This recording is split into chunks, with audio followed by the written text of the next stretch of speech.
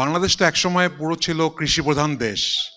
আমরা বলতাম যে ৬৮,০০০ গ্রাম বাঁচলে বাংলাদেশ বাঁচবে, কিন্তু সারা দুনিয়ার সাথে যে economic trend, global economic trend, সে সাথে তাল মিলিয়ে এগ্রিকালচার সেক্টরের কন্ট্রিবিউশন টু জিডিপি কমেছে এবং সেই সাথে সার্ভিস ম্যানুফ্যাকচারিং বাংলাদেশে বেড়েছে। এবং এটা সাধারণত ডেভেলপমেন্টের একটা ইন্ডিকেটর ধরা হয় যে কোনো একটা দেশে সেক্টরাল ট্রান্সফরমেশন মানেই এগ্রিকালচারের কন্ট্রিবিউশন কমা এবং অন্যান্য সার্ভিস এবং ম্যানুফ্যাকচারিং বাড়া।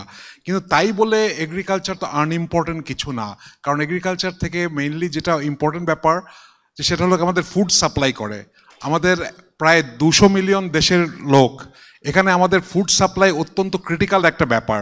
আমরা জানি যে যখন এই ফুড প্রাইসে যখন ইনফ্লেশন হয় তখন সরকার পড়ে যায় এবং এটা অত্যন্ত ইম্পর্টেন্ট। সেই সাথে বাংলাদেশের পার্টিকুলার কেস হলো যে আমরা যতই বলি না কেন মাছে ভাতে বাঙালি বা অন্যান্য কিছু, আমাদের কিন্তু ফুড ইনটেকে আমাদের স্ট্যাটিস্টিক্স ওয়ার্ল্ডের মধ্যে খুবই খারাপ।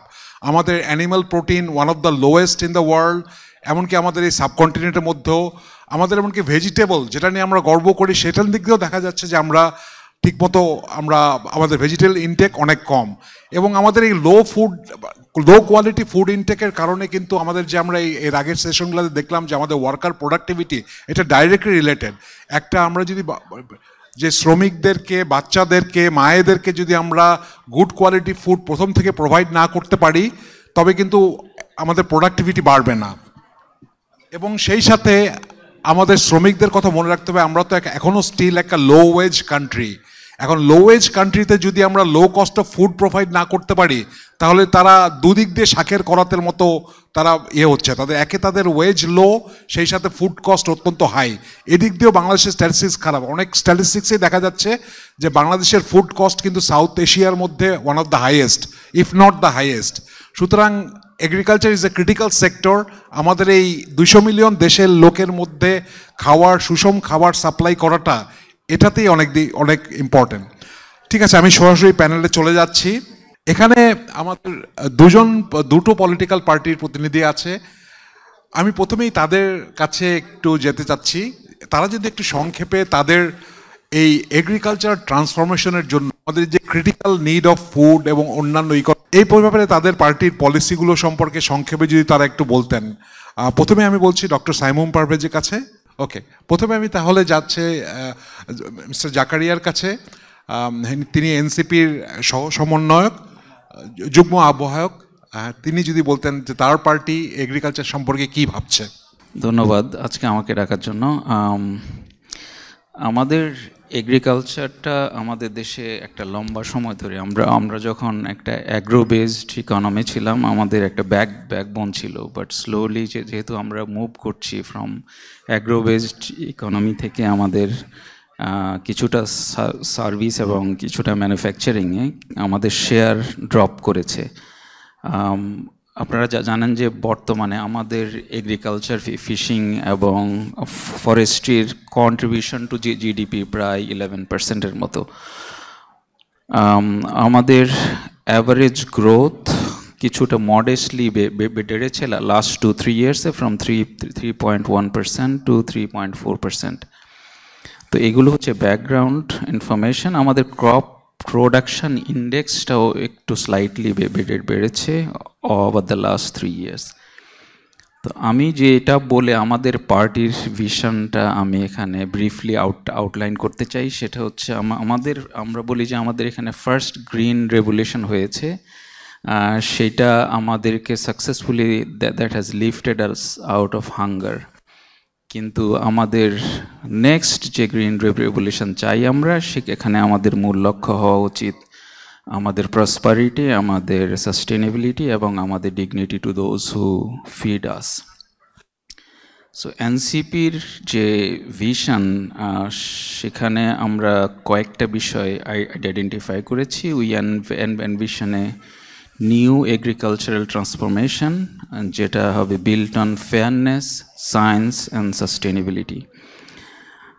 আমাদের ওয়ান অফ দ্য কি গোল ইজ আমাদের এখানে সাবসিডিটাকে আমরা ফান্ডামেন্টালি রিফর্ম করা, রিভাইজ করা। We want to introduce smart subsidies that brings modern machineries, climate resilient seeds, green fertilizers within the reach of every farmers.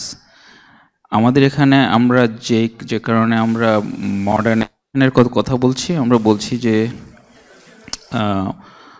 Modernisation হইতে হবে আমাদের পুরো এগ্রিকালচারাল ট্রান্সফরমেশনের ইঞ্জিন। কারণ নেট কাল্টিভেটেড এরিয়া ডিক্লাইন করেছে significantly, এবং 8.85 million হেক্টার্স in 1985 থেকে এখন কমে এটা এসেছে,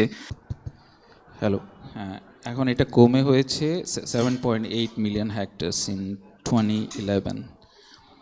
আমরা নেক্সট যে কাজটা করতে চাই সেটা হচ্ছে আমাদের এগ্রিকালচারাল এক্সটেনশন যে সার্ভিস আছে সেটাকে আমরা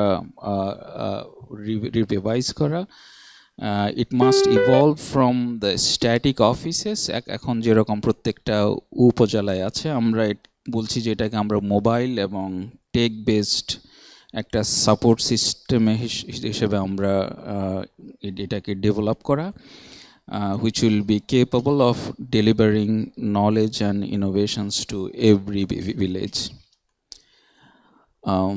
Third point, of course, at the heart of our vision is fair pricing.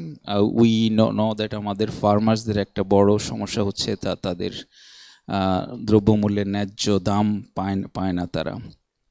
তো আমরা সেখানে বলছি যে আমাদের এখানে fair farm gate price ensure করতে হবে, মার্কেট সিস্টেমটাকে মার্কেট মেকানিজমটাকে ট্রান্সপারেন্ট করতে হবে, এবং আমরা এটাকে old exploitative chain of middle ম্যানদের যে এখন ব্যবস্থা আছে we want to replace it. Fourth point, আমরা বলছি যে আমাদের এখানে ডাইভার্সিফিকেশন ইজ দ্য কি। এখন বর্তমানে আমাদের প্রোডাক্টিভিটি এবং আমাদের যে fairness must be complemented by the diversification of crops. We must move beyond the monoculture of staples towards high value, climate resilient, climate smart and toxin free crops that addresses the need of our nutrition, health and export potentials. Fifth, আমরা বলছি যে আমাদের R&D তে আমাদের significant investment দরকার, আমাদের এখানে strong seed R&D দরকার, সিড নিয়ে আমাদের অনেক বেশি আরো গবেষণা দরকার, আমাদের স্ট্রিক্ট লাইসেন্সিং মেকানিজম দরকার এগেনস্ট অ্যাডাল্টারেটেড ইনপুটস। সিক্সথ, আমরা বলছি যে আমাদের একটা ন্যাশনাল এগ্রি ডেটাবেস দরকার, যেখানে এটা একটা ডাইনামিক প্ল্যাটফর্ম হবে that will track our production, supply and demand in real time. এর ফলে আমরা this will enhance our planning, আমাদের ওয়েস্ট কার্ভ করবে এবং improve our supply chain ecosystem. Last but of course not the least, আমাদের goal হচ্ছে is not only food security, আমরা বলছি যে আমাদের এইম হচ্ছে ফুড সভরেন্টি। আমরা ফুডের ক্ষেত্রে we don't want to B dependent on other countries, এবং এটা গ্লোবাল ট্রেন্ড। আমরা যারা ওয়েস্টে ছিলাম এবং আছি, we know how heavily subsidise the agriculture system is. So আমাদের এখানে আমাদের যত যাই কিছু লাগে, আমাদের এখানে কালচারের বিষয়ে কোনো ধরনের dependency will harm our national security. একটু বলে I will end here, and of course I would love to have any comments. ধন্যবাদ মিস্টার জাকারিয়া।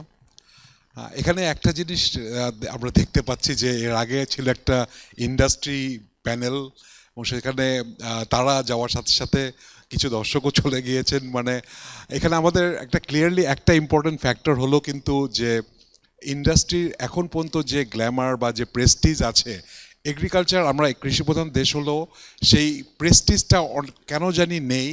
আমাদের ছেলেরা পড়াশোনা করে ভালো ডিগ্রি হোক বা যাই হোক, তারা এগ্রিকালচার সেক্টরে যেতে চায় না, বাট এগ্রিকালচার সেক্টরে রিটার্ন অন্টারপ্রেনারশিপের সুযোগ এখনও অনেক বেশি। তা আমি এখন সেই একই ইয়েতে আমি ডক্টর সাইমুম পারভেজের কাছে যাব যে বিএনপি এগ্রিকালচার সেক্টরের ট্রান্সফরমেশনের জন্য কি চিন্তা করছে, এ সম্পর্কে কিছু বলার জন্য, কিন্তু সেই সাথে আমি এটাও অনুরোধ করব যে হাউ ক্যান আমরা এগ্রিকালচারকে আবার গ্ল্যামারাস প্রেস্টিজিয়াস করতে পারি। আমরা তো দেখেছিলাম যে প্রেসিডেন্ট জিয়া নিজে খাল খননের সময় করতেন, বা তার অনেক আইকনিক পিকচার ছিল যে কিভাবে তিনি এভাবে করেছেন। আমরা কেমন করে আবার এভাবে মাটির সাথে কাজ করাটাকে গ্ল্যামারাস করতে পারি, এ বিষয়েও তারা কিছু ভাবছেন কিনা, এটা আমি তার কাছে জানতে চাইব। থ্যাংক ইউ শফিক ভাই। আমি এই আলোচনা শুরু করার আগেই একটা বিষয় বলি যে এই যে কৃষকদের যে সম্মান, সেই সম্মানটা যদি আমরা ফিরিয়ে না আনতে পারি তাহলে কিন্তু কৃষি কাজের সম্মান আমরা ফিরিয়ে আনতে পারবো না। যে কারণে আমরা যখন গালি দিই, একটা গালিও আছে, আপনি চিন্তা করে দেখেন, আপনি আরেকজনকে গালি দেন যে তুই তো চাষা, তাই না, চাষার মতো কথা বললি, কিন্তু আপনি তো কখনো এইরকম গালি দেন না যে তুই তো এমপির মতো কথা বললি, তুই তো ব্যবসায়ীর মতো কথা বললি, তুই তো ডাক্তারের মতো কথা বললি। তার মানে একটা প্রফেশনকে আমরা এমনভাবে অসম্মান করছি যে তাকে আমরা একটা গালিতে পরিণত করেছি, অথচ এটা তো উল্টা হওয়ার কথা, তাই না? তার মানে যে চাষবাস করেন, যিনি ফসল ফলান, তার সাথে মাটির সম্পর্ক, তার সাথে আমাদের জীবন জীবিকার সম্পর্ক। প্রত্যেক দিন আমাদের যে মৌলিক চাহিদাগুলো রয়েছে তার মধ্যে সবচাইতে গুরুত্বপূর্ণ চাহিদাই হচ্ছে অন্ন। তো সেই অন্ন যিনি উৎপাদন করছেন তার মর্যাদার এত খারাপ অবস্থা কেন আমাদের সোসাইটিতে, সেই প্রশ্নটা রেখেই আমি আমার কথা শুরু করছি। অর্থাৎ আমার প্রথম যে যে রিকোয়েস্টটা, সেটা হচ্ছে সমাজে যে মানসিকতা, কোন প্রফেশনের কতটুকু সম্মান, সেটা নতুন দৃষ্টিভঙ্গিতে দেখার সময় কিন্তু এসেছে। এখন আমি যদি শুধু পলিটিক্যাল রেটরিক দিয়ে আপনাকে বলি যে এখন থেকে আপনি কৃষকদের এবং কৃষিকাজকে সম্মান করেন, তাহলে সেটা পলিটিক্যাল রেটরিকই থেকে যাবে, সেটা কিন্তু কখনো পরিবর্তন হবে না। কিন্তু আমরা সত্যি সত্যিই বাংলাদেশ ন্যাশনালিস্ট পার্টি বিএনপি যদি জনগণের ভোটে নির্বাচিত হয়ে এবার আসতে পারেন, তাহলে কিছু পদক্ষেপ নেবেন যার মাধ্যমে কৃষক তার ন্যায্য সম্মানটুকু ফেরত পাবেন। এখন আমি একে একে সেটা বলার চেষ্টা করব। এখন কৃষিতে পরিবর্তন আনার জন্যই, শুধু কৃষিতে নয়, আরও বেশ কিছু জিনিসে পরিবর্তন আনা দরকার রয়েছে। যেমন কৃষির সাথে আপনার জড়িত পানির হিস্যার বিষয়টি, আপনি সঠিকভাবে সেচ করতে পারছেন কিনা, আপনার হারিয়ে যাওয়া নদীগুলো, খালগুলো আপনি ফিরিয়ে আনতে পারছেন কিনা, নতুন করে আপনি খাল খনন করছেন কিনা। বিএনপি যদি ক্ষমতায় আসতে পারে, তাহলে আমাদের ভারপ্রাপ্ত চেয়ারম্যান তারেক রহমান, তার একটা ফ্ল্যাগশিপ প্রোগ্রাম হচ্ছে খাল পুনর্খনন, খাল পুনরুদ্ধার এবং নদী পুনরুদ্ধারের একটি আমরা প্রকল্প হাতে নিব। এই প্রকল্পের আওতায় আমরা 20,000 কিলোমিটার যে পুরনো খালগুলো ছিল সেগুলো ফিরিয়ে আনব এবং নতুনভাবে নদী খনন এবং খালগুলোকে খনন করা হবে। এবং আমরা একটি টেকনিক্যাল টিমও গঠন করা হয়েছে যারা এই কোথায় খাল খনন করা হবে এবং এইটা কিভাবে সেচ কাজে আমাদের ব্যবহৃত হবে সেটা নিয়ে গবেষণা করছে। সেখান থেকে আমি বলতে পারবো যে আমরা যদি এটা সঠিকভাবে করতে পারি, তাহলে প্রায় এই খাল খননের সাথে সাথে আমরা আর একটা প্ল্যান করছি, এই দুইটা মিলিয়ে আসলে জনজীবনে কতটুকু পরিবর্তন হবে সেটা আমি একটু বলার চেষ্টা করব। এখন আর একটা বড় সমস্যা হচ্ছে, শুধুমাত্র খালগুলো খনন করলে তো হবে না, বা নদী পুনরুদ্ধার করলে হবে না, সেখানে পানি থাকতে হবে। তো এই পানির ব্যবস্থা করার জন্য আমরা যেটা করার চেষ্টা করছি সেটা হচ্ছে দুইটি আমরা রিজার্ভিয়ার করার চেষ্টা করছি, তিস্তা এবং গঙ্গা ব্যারেজ নাম দিয়ে। এই দুইটি ব্যারেজে আমরা যখন বর্ষাকালে পানি আসবে তখন সেখানে পানি স্টোর করে রাখার আমরা ব্যবস্থা করতে চাই, যেটা পরবর্তীতে আমাদের সেচ কাজে ব্যবহৃত হবে। এই পুরো প্রজেক্টের মাধ্যমে আমরা 75 লক্ষ হেক্টর জমিতে সেচ কাজের উপকার হবে এবং 5 কোটি মানুষ এটা সরাসরি সুবিধা পাবে বলে আমরা ধারণা করছি। এর সাথে সাথে আমরা যে কাজটা করতে চাচ্ছি সেটা হচ্ছে যে আমরা 25 কোটি নতুন গাছ লাগাতে চাই। আমরা যখন এটা প্রথম প্লেজ করলাম বিএনপি থেকে এবং আমাদের অ্যাক্টিং চেয়ারম্যানের কাছ থেকে, তখন অনেকেই মনে করেছিলেন এটা কিভাবে সম্ভব, এত পরিমাণ গাছ কিভাবে কোথায় লাগানো যেতে পারে। আমরা কয়েকটি সেক্টর আমরা বেছে নিয়েছি, যেমন রাস্তার ধারে, রেল লাইনের ধারে এবং মেঘনা অ্যাস্চুয়ারিতে, অর্থাৎ মেঘনা এবং সমুদ্রের যে অববাহিকা সেই জায়গায় নতুন করে কিন্তু আমরা ল্যান্ড রিক্লেইম যে হচ্ছে, সেখানে প্রচুর পরিমাণে জমি, নতুন করে জমি বাংলাদেশের সীমানা কিন্তু বাড়ছে। এই অঞ্চলগুলোতে আমরা ম্যানগ্রোভের স্যাপলিং আমরা ড্রোন দিয়ে আমরা হচ্ছে ম্যাসিভ আকারে আমরা এখানে প্ল্যান করতে চাই, যেটাতে দুইটা কাজ হবে। একটা হচ্ছে এই ল্যান্ড রিক্লেমেশনটা শক্তিশালী হবে এবং সেই সাথে সাথে আমরা প্রচুর পরিমাণে প্রায় কয়েক কোটি গাছ আমরা কিন্তু সেখানেই লাগাতে পারবো। এর সাথে সাথে আমরা স্কুল কারিকুলামে স্কুলের বাচ্চাদের আমরা হচ্ছে এই প্রোগ্রামের সাথে যুক্ত করব, যারা ট্রি অ্যাডপ্ট করবে, এবং প্রত্যেকটা স্কুলের সাথে আমরা গাছের প্রোগ্রামটাকে যুক্ত করতে চাই এবং ভলেন্টারিলি যারা স্বেচ্ছাশ্রমের ভিত্তিতে গাছের রক্ষণাবেক্ষণ করবেন তাদেরকেও কিন্তু আমরা এই প্রোগ্রামের সাথে যুক্ত করতে চাই। এর সাথে সাথে এটা কিন্তু নারীদের ক্ষমতায়নেও তৈরি হবে, এম্পাওয়ারমেন্টও তৈরি হবে। তার কারণটা হচ্ছে যেসব জায়গায় আমরা গাছ লাগাচ্ছি সেই গাছ রক্ষণাবেক্ষণ করার জন্য সেখানকার যারা হচ্ছে সুবিধা বঞ্চিত শ্রেণী রয়েছেন এবং দরিদ্র শ্রেণী রয়েছেন তাদেরকে কিন্তু এই রক্ষণাবেক্ষণের কাজটি আমরা দেবার চেষ্টা করব। এখন আমি এগ্রিকালচারে ফিরে আসি। আসলে যে আমরা যেটা করতে চাচ্ছি, আমরা দেখেছি যে বাংলাদেশের ফসলের সবচাইতে বড়, আমাদের যে আমরা বড় জমিতে বা সবচাইতে বেশি জমিতে আমরা যে ফসলটি ফলাই সেটি হচ্ছে ধান, এবং আমরা সবচাইতে বেশি এনার্জিও খরচ করি ধানের পিছনে, খরচও করি সবচেয়ে ধানের পিছনে। কিন্তু ধানের আরেকটা বিষয় রয়েছে, সেটা যদি আপনারা জানেন কিনা আমি জানি না, যারা এক্সপার্টরা আছেন তারা অবশ্যই জানেন। সেটা হচ্ছে যে ধানের গোড়ায় পচন এবং ধানে যখন আমরা পানি দিই সেই সময় যে কার্বন এমিশন হয় সেটা কিন্তু সবচাইতে বেশি কার্বন এমিশনের উৎস বাংলাদেশে। তো এই কারণে আমরা একটি প্রযুক্তি ব্যবহার করতে চাচ্ছি আমরা ক্ষমতায় আসলে, যেটাকে আমরা বলছি AWD, যেটা অনেক দেশে ব্যবহৃত হয়, অল্টারনেট হচ্ছে ওয়েটিং অ্যান্ড ড্রাইং যে ব্যবস্থাটুকু, সেই ব্যবস্থার ফলে আমাদের একদিকে যেমন পানি কম লাগবে, আর একদিকে আমরা কার্বন এমিশন কমিয়ে ফেলতে পারবো। এবং ওয়ার্ল্ড ব্যাংকের একটা আমরা দেখেছি যে একটা এস্টিমেশন রয়েছে যে আমরা ইউএনের কাছ থেকে এবং পুরো পৃথিবীর যে শিল্প যারা উন্নত সেই দেশগুলোর কাছ থেকে আমরা একটা এস্টিমেশন রয়েছে যে $1 বিলিয়ন আমরা হচ্ছে কার্বন ক্রেডিট হিসাবে পেতে পারি, এখন যেখানে কয়েক মিলিয়ন ডলার আমরা আসলে পাই। তো আমরা AWD টেকনোলজি ব্যবহার করে এবং ট্রি প্ল্যান্টেশনের মাধ্যমে এবং রিনিউয়েবল এনার্জির মাধ্যমে আমরা যে গ্রিন রেভলিউশনটা চাচ্ছি সেটা এগ্রিকালচারে এবং পরিবেশে, সেটার মাধ্যমে আমরা কার্বন ক্রেডিট $1 বিলিয়ন আনতে পারবো বলে আমরা বিশ্বাস করি। এছাড়া আমরা যদি রিনিউয়েবল এনার্জির দিকে দেখি তাহলে আমাদের লক্ষ্যমাত্রা হচ্ছে 2030-র মধ্যে আমরা 20% আমাদের যে এনার্জি সেক্টর সেটা আমরা রিনিউয়েবল এনার্জিতে রূপান্তরিত করব বলে আমরা প্রতিশ্রুতি দিচ্ছি। এই ব্যবস্থাগুলোর সাথে সাথে আমরা সরাসরি এগ্রিকালচার রিলেটেড কয়েকটি প্লেজ আমরা করতে চাই।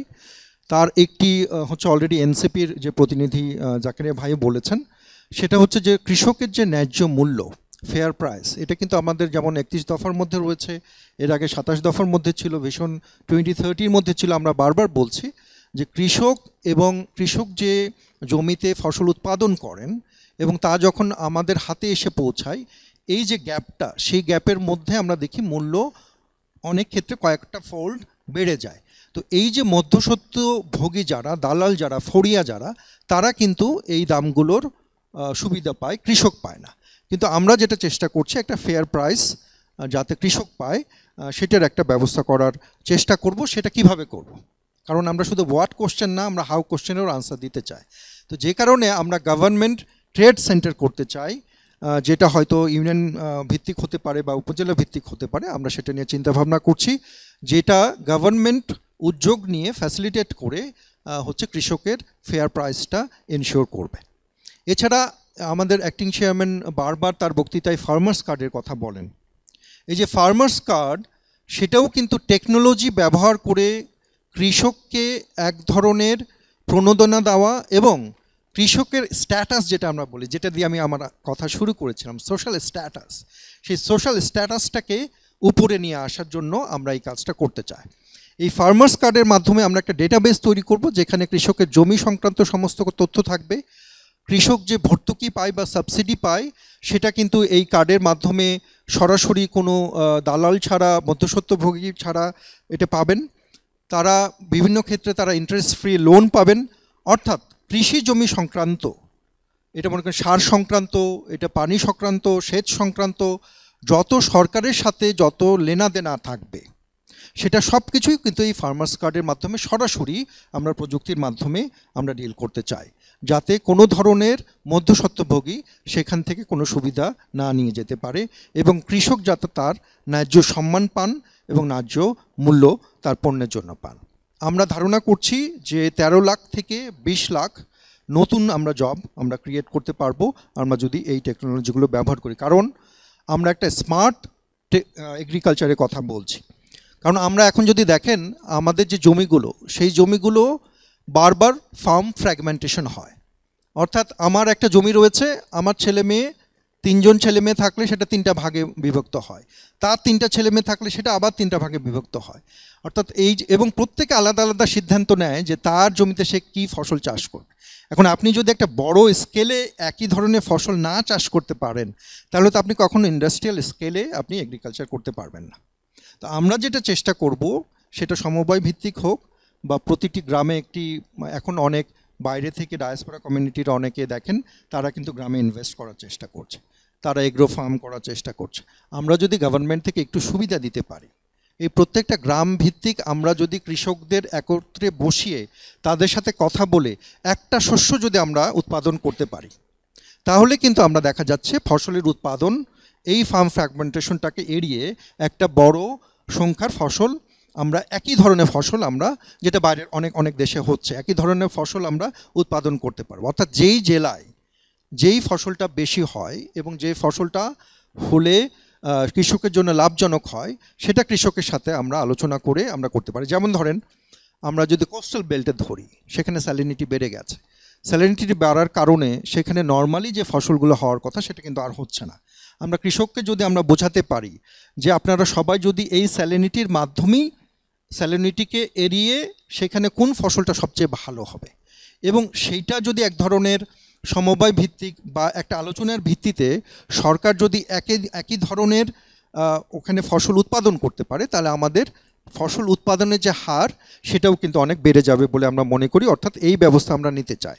সেটার সাথে সাথে আমরা হচ্ছে শস্য বিমা, পশু বিমা, মৎস্য বিমা এবং পোলট্রি বিমার আমরা প্রচলন করার আমরা চিন্তা করছি। অর্থাৎ পুরো অ্যাগ্রো প্রসেসিং যে ইন্ডাস্ট্রি, সেই ইন্ডাস্ট্রিকে আমরা একটা বড় ধরনের বুস্ট আমরা করতে চাই এবং একটা এগ্রিকালচার ইপিজেডও আমরা কিন্তু স্থাপন করতে চাই।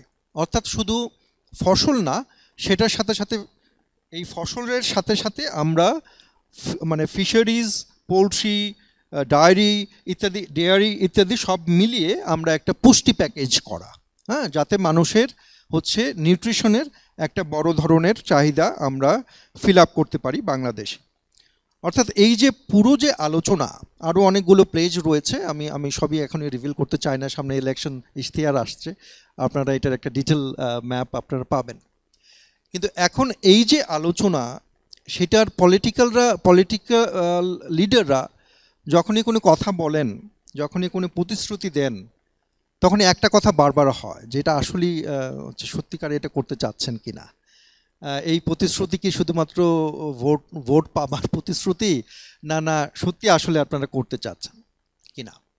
আমি এটা অ্যাসিওর করতে চাই, আপনারা যদি আমাদের ডিটেল রিপোর্টগুলো দেখেন, আমরা কিন্তু প্রথম 100 ডেজে কী করব, 180 ডেজে কী করব, 2 বছরে কী করব এবং 5 বছরে কী করব, এটা প্রত্যেকটা আমরা ম্যাপ আউট করার চেষ্টা করছি। আমরা সিরিয়াসলি এটা করার চেষ্টা করছি।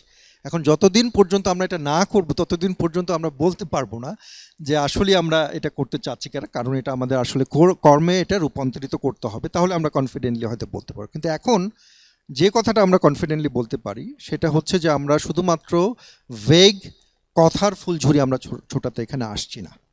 বিএনপির পক্ষ থেকে আমরা এক্স্যাক্ট নাম্বার দিচ্ছি, যে নাম্বারগুলো দিয়ে আপনারা আমাদেরকে পরে ধরতে পারবেন, আমাদেরকে অ্যাকাউন্টেবল করতে পারবেন যে এই নাম্বারে প্রতিশ্রুতি আপনারা দিয়েছেন কতটুকু আপনারা ফিল আপ করতে পারলেন। অর্থাৎ এই ভেগ প্রতিশ্রুতি দিন শেষ হোক, আমরা সবাই মিলিয়ে, সব রাজনৈতিক দল মিলিয়ে আমরা এমন একটা রাজনৈতিক পরিবেশ তৈরি করতে পারি যেখানে জনগণের প্রতি যে জবাবদিহিতা, জনগণের প্রতি যে অ্যাকাউন্টেবিলিটি, সেইটা যাতে প্রতিষ্ঠিত হয়। আপনাদের সবাইকে অনেক ধন্যবাদ।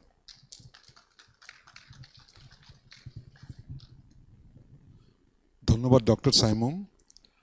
আমরা এখন একটু যাব ডক্টর মেহরাব বখতিয়ারের কাছে। উনি ইন্টারন্যাশনাল ফুড পলিসি রিসার্চ ইনস্টিটিউটের একজন রিসার্চ ফেলো। যেহেতু উনি দেশের বাইরে আছেন, অনলাইনে যোগদান করছেন, এই জন্য ওনাকে একটু প্রায়োরিটি দিচ্ছি যে একটু আগে তার বক্তব্য দেওয়ার সুযোগের জন্য। ডক্টর বখতিয়ার, আপনি কি আছেন অনলাইনে? জি, আসসালামু আলাইকুম শফিক ভাই, আমার কথা শোনা যাচ্ছে? হ্যাঁ, শোনা যাচ্ছে। হ্যাঁ, দেখা যাচ্ছে। ও আচ্ছা, থ্যাংক ইউ। আমি আসলে আমার ল্যাপটপ কাজ করছিল না, আমার ফোন থেকে জয়েন করেছি, সরি বিফোর হ্যান্ড। আমি এই আজকের ডিসকাশনটা খুব ক্লোজলি ফলো করছি। Thank you very much for inviting me. আমি জাস্ট কয়েকটা কুইক রিয়াকশন দিব based on what has been discuss, so that একটু ডাইনামিক কনভারসেশন হবে। আর 2 নম্বর হচ্ছে আমি কিছু পয়েন্টস ফ্রম আওয়ার রিসার্চ। আমার একজন কলিগ প্যানেলিস্টের মধ্যে আমাদের ইফপ্রির ফুড সিকিউরিটি রিপোর্ট ডিস্ট্রিবিউট করেছে। তো IFPRI Washington DC based organisation, কিন্তু বাংলাদেশে কাজ করছে since the 80s। We work very closely with the minister of agriculture, minister of food, আর আমরা সোশ্যাল প্রোটেকশনে কাজ করি, minister of women's and children's affairs etcetera. তো প্লিজ, আমাদের যে রিপোর্টটা এটা গত বছর পাবলিশ হয়েছে উইথ দ্য আইডিয়া অফ এই ট্রানজিশনের সময় what kind of policies could be prioritised. এর সবই হচ্ছে এভিডেন্স বেসড পলিসি রিকমেন্ডেশনস। বাংলাদেশের এক্সিস্টিং সমস্ত লেটেস্ট ডেটার উপর বেস করে we provided some recommendations. Executive সামারিটা অ্যাটলিস্ট কাইন্ডলি পড়বেন, ওখানে আই থিঙ্ক ইটস সামারাইজড, আর then you can go details. আমি জাস্ট রিয়াকশন ওয়াইজ আমি জাস্ট কয়েকটা কথা বলতে চাই। একটা হচ্ছে, একটা কথা এসছে অন প্রকিউরমেন্ট, রাইট? যে বিভিন্ন ফার্মার সেন্টার খোলা হবে, ওখান থেকে গভর্নমেন্ট প্রকিউর করবে। Just to give some quick numbers, প্রতি বছর কিন্তু বাংলাদেশে প্রায় 4 কোটি টন ধান প্রোডাকশন হয়, রাইট? এবং এটার মধ্যে থেকে Bangladesh government is a big buyer, মানে not as a percentage, but among all buyers, it's a big buyer. কারণ বাংলাদেশের অনেক সোশ্যাল প্রোটেকশন প্রোগ্রাম আছে যেখানে ফুড বেসড, হ্যাঁ, ফুড বেসড প্রোটেকশন প্রোগ্রামস, এখানে ভিজিটি আছে, food friendly policy, food friendly programme আছে। তো বাংলাদেশ গভর্নমেন্ট যেহেতু একটা বিগ বায়ার, ইটস ইম্পর্টেন্ট যে ওরা কেমনে করে কিনছে এই ধান বা শস্য, এটা কিন্তু মার্কেটকে ইনফ্লুয়েন্স করে, ঠিক আছে? তো এখন যেটা করা হচ্ছে বা হয়ে যাচ্ছে for long time, most of the procurement comes from Millers, যারা কিনা মিল প্রসেসিং করে আপনি রাইসটা সরাসরি কিনছেন, রাইট? তো এটা যেটা হয় যে এটা কিন্তু বেশ ভালো একটা প্রাইস দেয় গভর্নমেন্ট, রাইট? তো এটা কিন্তু ডিরেক্টলি ট্রিকল ডাউন করে না টু ফার্মার্স। আমাদের একটা রিসার্চ আছে ফ্রম 2020, ওখানে আমরা দেখিয়েছি যে if you can increase the proportion of buying from farmers, right, এখানে ফার্মারদের যে ফার্ম গেট প্রাইসটা, হ্যাঁ, যারা সরাসরি হেল্প হবে, সরাসরি বিক্রি করতে পারবে, ওদেরও হেল্প হবে, কিন্তু মার্কেট প্রাইসটা ফার্মারদের জন্য, কৃষকদের জন্য বাড়বে, রাইট? তো ওদের বেনিফিট হবে। তো আমি এই জিনিসটা একটু কাইন্ডলি বলবো আপনাদেরকে সিরিয়াসলি কনসিডার করতে, যে প্রকিউরমেন্ট যে প্রসেসটা আছে এটাকে ইমপ্রুভ করা যায় কিনা। এখানে দেয়ার আর সাম ইস্যুস, অ্যাগ্রিগেশন কিছু প্রবলেম আছে ফার্মারদের থেকে সরাসরি কেনার ব্যাপারে, রাইট? কিন্তু আমার মনে হয় যে আপনি যদি কৃষকদেরকে সাহায্য করতে চান, রাইট, এবং ওদের ফার্ম গেট প্রাইসটা যে দামে ওরা বিক্রি করে মার্কেটে, এটা খুব easy way of improving it is just increasing the amount you are buying, government যেটা কিনছে ফ্রম ফার্মার্স ডিরেক্টলি। এবং এটা করলে I think overall market price for farmers বাড়বে, কিন্তু কনজিউমারদের প্রাইস বাড়বে না, ঠিক আছে? এটা আমরা আমাদের মডেলিং করে আমরা দেখিয়েছি। So something to take seriously, I think. আচ্ছা, আমি আরো কয়েকটা আমি কথা বলবো just based on our research. I can please take a look at our report. আমাদের অনেকগুলো প্রবলেমের মধ্যে একটা প্রবলেম হচ্ছে যে গত কয়েক বছরের মধ্যে কৃষকদের ইনপুট প্রাইসেস এর দাম অনেক বেশি বেড়েছে, রাইট? তো এখানে যারা প্র্যাকটিশনার আছে, এখানে ফাহাদ আছে for example, I love you hear from him too. এখানে ইনপুটের ক্ষেত্রে আমাদের ফার্টিলাইজারের দাম কিন্তু আম, মানে বেশ বেড়েছে, এবং আমাদের 80% of our fertiliser is actually imported, right? তো আমাদের ডোমেস্টিক প্রোডাকশনটা ফার্টিলাইজার কেমনে বাড়ানো যায়, এটা আমাদের কেয়ারফুলি চিন্তা করা উচিত, ঠিক আছে? এবং আমি বলবো যে এটার উপর please you can provide some put some thoughts to this. আমাদের ফিউচার আমাদের যে পলিসি মেকাররা আসছেন, সিরিয়াসলি থিঙ্ক অ্যাবাউট এটা মার্কেট কেমনে কম্পিটিটিভ করা যায়। এখন অনেকগুলোই হচ্ছে আমাদের যে ফার্টিলাইজার প্রোডাকশন যেগুলো হচ্ছে এটা গভর্নমেন্ট নিজে করছে, রাইট? তো এখানের মধ্যে মার্কেট পার্টিসিপেশন কেমনে বাড়ানো যায়, এখানে আপনি কেমনে ওপেন আপ করতে পারেন, প্রোভাইড ডিরেক্ট সাপোর্ট, এটা কেমনে করা যায়। একটা কথা এসছে, জাকারি ভাই বললেন about subsidy programme. Beside fertilizer actually has the biggest subsidy বাংলাদেশে। এই এরপরে হচ্ছে I think one of the big subsidy programs in agriculture is mechanisation subsidy. তো গত 5 বছরে বাংলাদেশে প্রায় $360 million খরচ করা হয়েছে মেকানাইজেশন সাবসিডি প্রোগ্রামে। তো এটার উপরে ইফপ্রি রিসেন্টলি আমি লিড করেছি স্টাডিটা, এখানে একটা ডিটেইল স্টাডি আছে on on on how to improve the subsidy programme. তো আমাদের আসলে হোয়াট উই সাজেস্টেড ওয়াজ, এই এই যে বিশাল বিশাল মেশিন গুলো আছে এবং এটার কিছু বেনিফিট অবভিয়াসলি এসছে এবং we report for the benefits were, আমাদের এখানে access to finance is very low. ফার্মারদের তো অবশ্যই খুবই লো, হ্যাঁ, কৃষকরা পায় না। ওদের ওদের লোন যেগুলো ওদের বেসিক্যালি এনজিও এমএফআই থেকে পায়, ওখানে স্পেসিফিক এগ্রিকালচার লোনস খুবই কম। ব্যাংকসরা রিসেন্টলি আরো বেশি দিচ্ছে, এখানে এক ফিনটেক যারা আছে আই ফার্মারের মতো ওদের মাধ্যমে দিচ্ছে, it's improving. But as a proportion of the entire farmers এটা প্রপোর্শনটা খুবই লো। আমি মেকানাইজেশনের কথা বললাম, যারা মেশিন সার্ভিসটা দেয় এটা কিন্তু কৃষক না, এটা হচ্ছে মানে businesses, right? Local service providers. এরা কিন্তু মানে একদম খুবই দরিদ্র, ওদেরকে পাওয়া ডিফিকাল্ট এরকম না, এটা কিন্তু ভালো ওদের ব্যবসা করছে ওরা, ঠিক আছে? এদেরকেও দেখলাম যে আমরা এদের access to finance is very low. ওদের আমরা দেখলাম around 12% of of MSPs service providers ওরা ব্যাংক লোন পাচ্ছে। এত কম কেন? এরা তো এদের থেকে তো ডিফল্ট হওয়ার পসিবিলিটি খুবই কম। You can track them better, এখানে সমস্যা তত বেশি নাই। তো এই যে মানে এগ্রিকালচার ক্রেডিট পলিসি যেটা বাংলাদেশে আছে, I think is very weak. I think, sorry, I should reframe it. There's a lot of room for improvement. ঠিক আছে? তো এখানে এটা আমরা কেমনে করে এটা we can particularly address. I think that would be something I think we can seriously think about. Access to finance টা improve করার অনেক ওয়ে আছে। আমাদের আশেপাশের দেশগুলো থেকে আমাদের শিখার অনেক কিছু আছে। আমি AWD নিয়ে কথা বলেছেন, that was fantastic. ভিয়েতনামে I think it was done very well. আমাদের আশেপাশের দেশ থেকে অনেক কিছু শিখার আছে। আমাদের নিজেদের from our experience we have a lot we have done well, হ্যাঁ, আমাদের 80s থেকে শুরু করে এটসেট্রা, রাইট? তো I can come in more later, but আমি just এই কয়েকটা points I thought I'd share. Thank you so much. ধন্যবাদ, ধন্যবাদ মিস্টার বখতিয়ার। আমি এবার একটু ইন্ডাস্ট্রি বা বিজনেসের কাছে যেতে যাচ্ছি। আমাদের এখানে একটা ডাইলেমা আছে যে আমরা কৃষকদের কাছে ভালো প্রাইস দিতে চাই, কারণ তাদের কাছে ভালো ইনকাম, এটা এগ্রিকালচারাল ইকোনমি, রুরাল ইকোনমিতে একটা ম্যাসিভ প্রচণ্ড একটা দরকার এটা, কিন্তু সেই সাথে আমাদের ফুড কস্টও লো রাখতে হবে। তো সুতরাং কারণ শহরের ফুড কস্ট এবং বিশেষ করে শ্রমিকদের কাছে যেন স্বল্প মূল্যে খাদ্য পৌঁছায়। তো আমাদের এখানে এটা কেন সম্ভব হয় না? যে কারণ আমরা দেখছি যে এখানে কৃষকরাও অভিযোগ করে যে তারা ঠিক সঠিক দাম পাচ্ছে না, অন্যদিকে আমরা তো দেখছি যে খাবারের দাম অত্যন্ত হাই। এটা নিয়ে যদি কিছু যদি ইন্ডাস্ট্রির কাছে শুনতে পারতাম, এবং সেই সাথে অন্যান্য জেনারেল কমেন্টস ও অন্যান্য বিভিন্ন পলিসি, পলিটিক্যাল পার্টিকুলার পলিসি নিয়ে যদি কিছু বলতে চান। আমি প্রথমে জানতে চাচ্ছি mister Ziaul Haque Bhuiyan, chief of staff, শপাপ।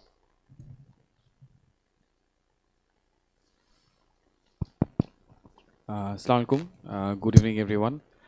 Thank you so much for inviting me here tonight. So, আমি আসলে I think very right question যে Bangladesh being like one of the largest producers for a lot of crops, আমরা কেন আসলে ন্যায্য দামে খাবারটা দিতে পারছি না, বা কি কি চ্যালেঞ্জ, এবং হচ্ছে কি কৃষক অন দ্য আদার হ্যান্ড ন্যায্য দাম পাচ্ছে না। তো এখানে আসলে আমি এর আগে একবার দ্রব্যমূল্যের ঊর্ধ্বগতি নিয়ে প্রোগ্রামে একটা কথা বলছিলাম, তো আমি ওইখান থেকে কিছু রিক্যাপ টানবো আর এরপরে বাকি ইন জেনারেল বলবো। তো আমি পলিটিক্যাল পার্টিদের কমেন্ট শুনছিলাম, বাট আমার কাছে মনে হয়েছে যে it doesn't reflect the right numbers. মানে আমার কাছে মনে হয় যে সবাইকে একটু আমাদের এটা নিয়ে আরও অ্যাওয়ারনেস ক্রিয়েট করতে হবে যে আমরা আসলে কোথায় আছি, আমরা কি আসলে কৃষকের উৎপাদিত খাবার খাই কিনা। আমার মনে হয় যে আমরা ইন জেনারেল জাতি হিসেবে, কবি সাহিত্যিক, আমাদের মধ্যে ইমোশন অনেক বেশি, আবেগ অনেক বেশি, আমরা সব কিছুকে জেনারেলাইজ করতে চেষ্টা করি। তো একটু বলি কেন এই কথাগুলো বললাম। কথার কথা হচ্ছে যে আমি যে খাবার খাচ্ছি তার কত শতাংশ আসলে কৃষকের উৎপাদিত খাবার, এটা কিন্তু আমাদের একটু দেখা উচিত। যেমন আমি যদি বলি, আমরা ওয়ার্ল্ডের খাদ্য ইম্পোর্টের দিক থেকে ওয়ার্ল্ডের 3rd লার্জেস্ট, আমরা কিন্তু পপুলেশনের দিক থেকে 8th লার্জেস্ট। তাহলে হিসাবের তুলনায় কিন্তু আমরা অনেক বেশি খাবার আমদানি করি, এবং এখানে নাম্বারগুলো কিন্তু খুবই অ্যালার্মিং। আমি যদি বলি, আমরা প্রতি বছর আমাদের যে আমরা বলছি যে আমাদের সুজলা সুফলা শস্য শ্যামলা, সব জায়গায় গ্রিন, আমরা রাস্তার দুই পাশে কিন্তু ক্ষেত আর ক্ষেত দেখি, কিন্তু এত ক্ষেত, শস্যের ক্ষেত থাকার পরেও আমরা কিন্তু আমাদের যে ইভেন চাল খাই, সেই চালের প্রায় 10 থেকে 15 ভাগ আমরা আমদানি করি। আমরা প্রতিদিন সকালে রুটি খাচ্ছি, রুটির যে মেইন ম্যাটেরিয়াল গমের প্রায় 91 থেকে 95 ভাগ আমরা আমদানি করি। আমরা যে কথার কথা চিনি খাচ্ছি, একটু আগে চা কফি খেলাম, চা কফির সাথে চিনি বছর ভেদে 97 থেকে 99 ভাগ আমরা আমদানি করি। আমরা যে ডাল খাচ্ছি, ভাতের সাথে ডাল তো মাস্ট, ডালের প্রায় 60 থেকে 70 ভাগ আমরা আমদানি করি। আমরা যে চাল ডাল তেল চিনি, এবার তেলে যদি আসি, তেলে পাম তেল 100 ভাগ আমদানিকৃত, সয়াবিন তেল 90 থেকে 95 ভাগ আমদানিকৃত। আমরা যে মাছ খাচ্ছি, মুরগি খাচ্ছি, গরুর মাংস খাচ্ছি, ডিম খাচ্ছি, প্রত্যেকটার যে র ম্যাটেরিয়াল কর্ন, ভুট্টা, সেটা প্রায় 60 থেকে, এখন একটু কমেছে, প্রায় 50-60 ভাগ আমদানিকৃত। তো আসলে কৃষিজাত পণ্যর কতখানি আমরা আসলে কৃষকের উৎপাদিত খাবার খাচ্ছি, কতখানি আমদানিকৃত খাবার খাচ্ছি, এটার মধ্যে কিন্তু আমার কাছে মনে হচ্ছে একটা রিয়ালিটি চেকটা দেওয়া উচিত। এবং শুধু তাই না, তার চেয়েও বড় অ্যালার্মিং জিনিস হলো, যতখানি না আমরা উৎপাদন করছি, সেই উৎপাদিত পণ্যের যে বীজ, সেটাও আমরা আমদানি করি। আমরা একটু বুঝাই, আজ থেকে বিএডিসি যেমন একসময় অনেক কাজ করতে এটা নিয়ে, বাংলাদেশ কিন্তু অনেকখানি সেলফ সাফিসিয়েন্ট ছিল সিডের দিক থেকে। এখন যেই শস্য উৎপাদিত হচ্ছে, শস্যের ধানের, হাইব্রিড ধানের প্রায় 20 ভাগ আমরা বীজ আমদানি করি। আমরা পাটের ওয়ার্ল্ডের 2nd লার্জেস্ট প্রডিউসার, কিন্তু পাটের প্রায় 80 ভাগ বীজ আমরা আমদানি করি। আমরা ভুট্টার প্রায় 90-95 ভাগ বীজ আমদানি করি। আমরা সে ফর এক্সাম্পল সয়াবিন বা অন্য যেই অথবা ডাল, এই ধরনের যে শস্য, সেগুলোর তো প্রায় 80-90 ভাগ বীজ আমরা আমদানি করি। তো আমরা আসলে কতখানি কৃষিজাত পণ্য দেশের জন্য উৎপাদন করছি আর কতখানি কি করছি, এগুলো হচ্ছে একটা রিয়ালিটি চেক আমি দেওয়ার জন্য নাম্বারগুলো বললাম। এখানে অনেক অ্যানালিস্ট আছেন, আপনারা আমার চেয়ে অনেক ভালো অ্যানালিসিস করতে পারবেন। এগুলা এভেলেবল ডেটা, এটা না জানার বা না বোঝার কোনো কারণ নেই, কিন্তু unfortunately none of the policy makers, none of the political parties are emphasising on this numbers. এইগুলা নিয়ে অনেকের আইডিয়াও নাই, এগুলা নিয়ে এনাফ রিসার্চও নাই, এবং এগুলা নিয়ে অত একটা কাজও হচ্ছে না। সেটা হচ্ছে একটা ব্যাপার। সেকেন্ড একটা জিনিস আমি যদি এবার আসি, যে আমি রিয়ালিটি চেক দিলাম, এবার যদি আমি কয়েকটা ব্যাপার নিয়ে কথা বলি, যে আসলে কোথায় কোথায় কাজ করতে হবে। কথার কথা, আরেকটা একটু জিনিস বলি, যে আমরা যে এগ্রিকালচারাল পণ্য উৎপাদন করছি, সেখানেও আবার ডাইভার্সিফিকেশনের অনেক অভাব আছে। যেমন আমরা প্রচুর পরিমাণ কৃষি পণ্যের মধ্যে একটা বড় পোর্শনই হচ্ছে চাল, আমরা শুধু চাল প্রোডাকশন করছি। কিন্তু এখানে একটা জিনিস যদি একটা নাম্বার বলি, যেমন বিএনপির ভাই বলছিলেন যে ওনারা প্রায় 25 কোটি গাছ লাগাবেন, রিয়েলি অ্যাপ্রিসিয়েটেড। আমরা এটা জানি কি না জানি না, বাংলাদেশ প্রতি বছর, এই নাম্বারটা একটু সবাই শুনবেন, 10,000 কোটি টাকা শুধু আপেল আর মালটা আমদানি করে। 10,000 কোটি টাকার আপেল আর মালটা, শুধু 2টা ফল। $1 বিলিয়ন আমরা শুধু 2টা ফল আমদানি করি। কেন আমরা দেশের পেয়ারাকে সব জায়গায় পৌঁছে দিতে পারছি না? কেন আমরা দেশের আমরাকে সব জায়গায় পৌঁছে দিতে পারছি না? কেন আমরা অন্যান্য লোকাল ফ্রুটকে পপুলার করতে পারছি না? কেন কাঁঠাল ছাগলও খেয়ে শেষ করতে পারছে না, রাস্তায় পড়ে নষ্ট হচ্ছে? আমরা সেটা জনপ্রিয় করার জন্য কি করছি? এখন যদি একটা পলিসি মেকারকে বলবে যে তাহলে ইম্পোর্ট বন্ধ করে দিই, তখন আবার আমদানিকারকরা আন্দোলন করবে। সেটার জন্য আমরা ফেজ বাই ফেজ স্টেপ নেই, যাতে তাদের অল্টারনেটিভ এমপ্লয়মেন্ট হয়। We cannot import $1 billion of fruits. We cannot afford to do that. বাংলাদেশের রপ্তানি আয় কত? একটা দেশ যা রপ্তানি আয় $50 বিলিয়ন না, সেই দেশ $1 বিলিয়ন কিভাবে ফল আমদানি করে, তাও শুধু 2টা ফল? আমাদের লজ্জা থাকা উচিত। আমরা লোকাল ফ্রুটকে কেন পপুলার করতে পারছি না? এটা নিয়ে কারো কোনো মাথা ব্যথা নাই, কেউ কোনো কথা বলছে না, কোথাও কোনো সংবাদ হচ্ছে না, কেউ কিছু লিখছে না। কেন? আমাদের সাংবাদিকদের, পলিসি মেকারদের, রাজনীতিবিদদের কাজটা কি তাহলে? আমরা তো এগুলো নিয়ে কেউ পড়াশোনাই করছি না। 10,000 কোটি টাকা শুধু 2টা ফল, এটা যদি আমরা চিন্তা করি এটা গা শিরে ওঠার কথা।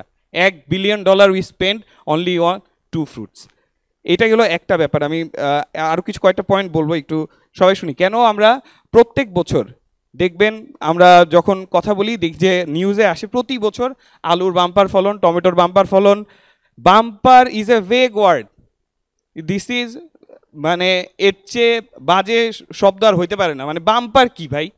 বিবিএস এর ডেটা থেকে আমি কোনো কিছু রিলাই করতে পারছি না। সরকার কোনো সিদ্ধান্ত নিতে পারছে না যে কতখানি আমদানি করা লাগবে, কোন সময় গিয়ে আমদানি করা লাগবে। If you see India's policy, ওরা প্রত্যেক বছর ফোরকাস্ট করছে যে কোথায় বন্যা হতে পারে, কোথায় ঝড় হতে পারে, সেটার অনুসারে পরের বছরের আমদানি নীতি কী হবে সেটা অলরেডি ডিসিশন নিয়ে ফেলে 1 বছর আগে। আমরা 11th আওয়ার 11তম মাসে গিয়ে সিদ্ধান্ত নেই, ও এই বছর আমাদের আলুর shortage, we need to import potato. ও এই বছর আমাদের টমেটোর shortage, we need to import tomato. তো অটোমেটিক্যালি স্পাইক হয়। এতগুলা মানুষ একসাথে যদি অ্যাট এ টাইম পারচেস করে, একটা নিউজ যদি বের হয়, স্পাইক তো হবেই। এই স্পাইক কীভাবে থামাবো আমরা?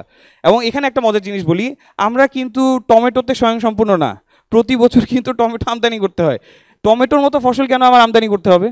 আমরা 1 কেজি চালের দাম কত আর 1 কেজি টমেটোর দাম কত? কেন আমরা টমেটোতে সংসম্পন্ন হতে পারবো না? আমাদের কয়টা কোল্ড স্টোরেজ আছে to support to keep the tomato যখন হারভেস্ট হচ্ছে?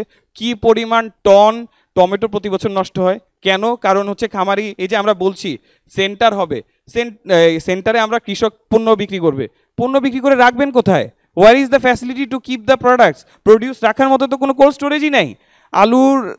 আলু যে পরিমাণ নষ্ট হয়, টমেটো যে পরিমাণ নষ্ট হয়, এগুলো নিয়ে ইভেন কাঁচামরিচ আপনারা দেখবেন প্রতি বছর কাঁচামরিচ এবং লেবু বছরের একটা সময় গিয়ে, বর্ষার ঠিক পর গিয়ে, ওই সময় গিয়ে কিন্তু দামটা বিশাল আকারে স্পাইক করে।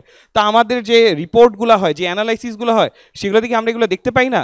আমরা দেখে এটার ব্যাপারে কোনো অ্যাকশন নিতে পারি না? এই জিনিসগুলা কোথাও কোনো আমি অ্যাকশনও দেখি না। এখন এইটার জন্য ওই যে আগের সেশনটা I was really appreciating the statements that they were saying. We need more and more FDIs. We need more and more big visionary steps. আমি আরও কয়েকটা কথা বলবো এখানে। একটা যদি বলি যে সে ফর এক্সাম্পল আমাদের এগ্রিকালচারে একটা বড় ধরনের ডাইভার্সিটি তো লাগবেই, বাট আমরা একটা জিনিস হচ্ছে কি, আমাদের আসলে ধরেন সে ফর এক্সাম্পল সিচুয়েশনটা এরকম, 1 টুকরো কাপড় আছে, এখন এটা দিয়ে আমার নিম্নাঙ্গ ঊর্ধ্বাঙ্গ দুইটাই ঢাকতে হবে, এই সিচুয়েশন। আপনি যদি ধরেন মনে করেন যে ডাইভার্সিফাই করতে যান, তখন কিন্তু ধরেন রাইস বা হুইট টাইপের ক্রপ আপনি আর প্রডিউস করতে পারবেন না, because you don't have enough land. এগুলোর জন্য বিগার প্ল্যান্স লাগবে। আমরা বলছি আমাদের মানুষ হচ্ছে manpower, are they really manpower? They are liabilities, because they are consuming your important dollars. কারণ তারা যেই খাবারটা খাচ্ছে এটা আমদানিকৃত খাবার খেতে হচ্ছে। এখন এখানে কিছু স্টেপস দরকার। কীরকম স্টেপস লাগবে? বড় ধরনের ইনিশিয়েটিভস। সে ফর এক্সাম্পল আমি রিসেন্টলি আফ্রিকায় গিয়েছিলাম গত মে মাসে। জাম্বিয়া ঘুরলাম, ইথিওপিয়া ঘুরলাম। 1 হেক্টর জমির দাম 10,000 টাকা। বছরে 2 থেকে 3 বার ফসল হয়।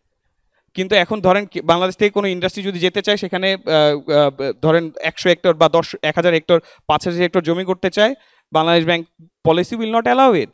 বাংলাদেশ ব্যাংক বলবে যে আমি এখান থেকে ডলার নিয়ে যেতে অ্যালাউ করতে পারি না একজনকে। কিন্তু যদি সে না নেয় তাহলে কিভাবে করবে? Go to those countries, Tanzania যান, উগান্ডায় যান, কেনিয়ায় যান, জাম্বিয়া যান, you'd see Indians are investing in millions. They are buying like hectares and hectares of land and they are producing crop there. আমি যদি বাংলাদেশ থেকে 50 লাখ 1 কোটি মানুষ এসব দেশে নিয়ে যেতে পারি, তাদের এমপ্লয়মেন্ট ক্রিয়েট হবে। এই যে আমরা বারবার এমপ্লয়মেন্ট বলছি, এমপ্লয়মেন্ট ক্রিয়েট হবে। 2, তাদের থেকে আমরা রেমিটেন্স পাবো। তৃতীয়ত, আমরা যদি G2G ডিল করি, তাদের থেকে সেই যে প্রডিউসটা হবে, সেই প্রডিউসের একটা পোর্শন আমরা নিয়ে আসতে পারবো। আমাদের সেলফ সাফিসিয়েন্সি শুধুমাত্র বাংলাদেশে এগ্রিকালচারাল আউটপুট দিয়ে ইটস প্র্যাকটিক্যালি ডিফিকাল্ট। এর চেয়ে আরও কিছু ব্যাপার হচ্ছে যে আমরা এগ্রিকালচারে, এটা আই থিঙ্ক আই 100% এগ্রি যে এগ্রিকালচারদিকে এনাফ রেসপেক্ট দিতে পারছি না। We need to give more and more respects. We need to send our best talents to the agriculture university. Government কিন্তু একদম যে করে না তা কিন্তু না, পার স্টুডেন্ট হায়েস্ট ইনভেস্টমেন্ট কিন্তু এগ্রিকালচার ইউনিভার্সিটিতে হয়, but we are not sending the best talents. How can we do that? How can we make sure যে বেস্ট ট্যালেন্টগুলো এই এগ্রিকালচার ইউনিভার্সিটিতে যাচ্ছে, তাদের জন্য কি ইনসেন্টিভ আমরা দিচ্ছি, সেই জিনিসগুলোর যদি আমরা কোনো ব্যবস্থা করতে পারি তাহলে হয়তো ওইখানে আমরা বেস্ট ট্যালেন্ট পাবো, বা আরও বেটার ইনোভেশন পাবো, হায়ার ইল্ডের ক্রপের সিড পাবো। আর আমরা যে বারবার কথায় কথায় বলে ফেলি যে আমরা খাদ্যে সেলফ সাফিসিয়েন্ট হব, স্বয়ংসম্পূর্ণ হবো, এগুলো তো গল্প, এগুলো কাব্য, এগুলো সাহিত্য, এটা কোনো রিয়ালিটি নাই। রিয়ালিটির জন্য we need bold steps. So আমার কাছে মনে হয় যে এখানে আমরা রিয়ালিটিতে আসি, একটু বুঝি, যতক্ষণ আমরা এই চেঞ্জগুলো না করতে পারবো ততক্ষণ পর্যন্ত আসলে রাইট প্রাইসে আমরা মানুষকে খাবারটা দিতে পারবো না। Thank you. ধন্যবাদ।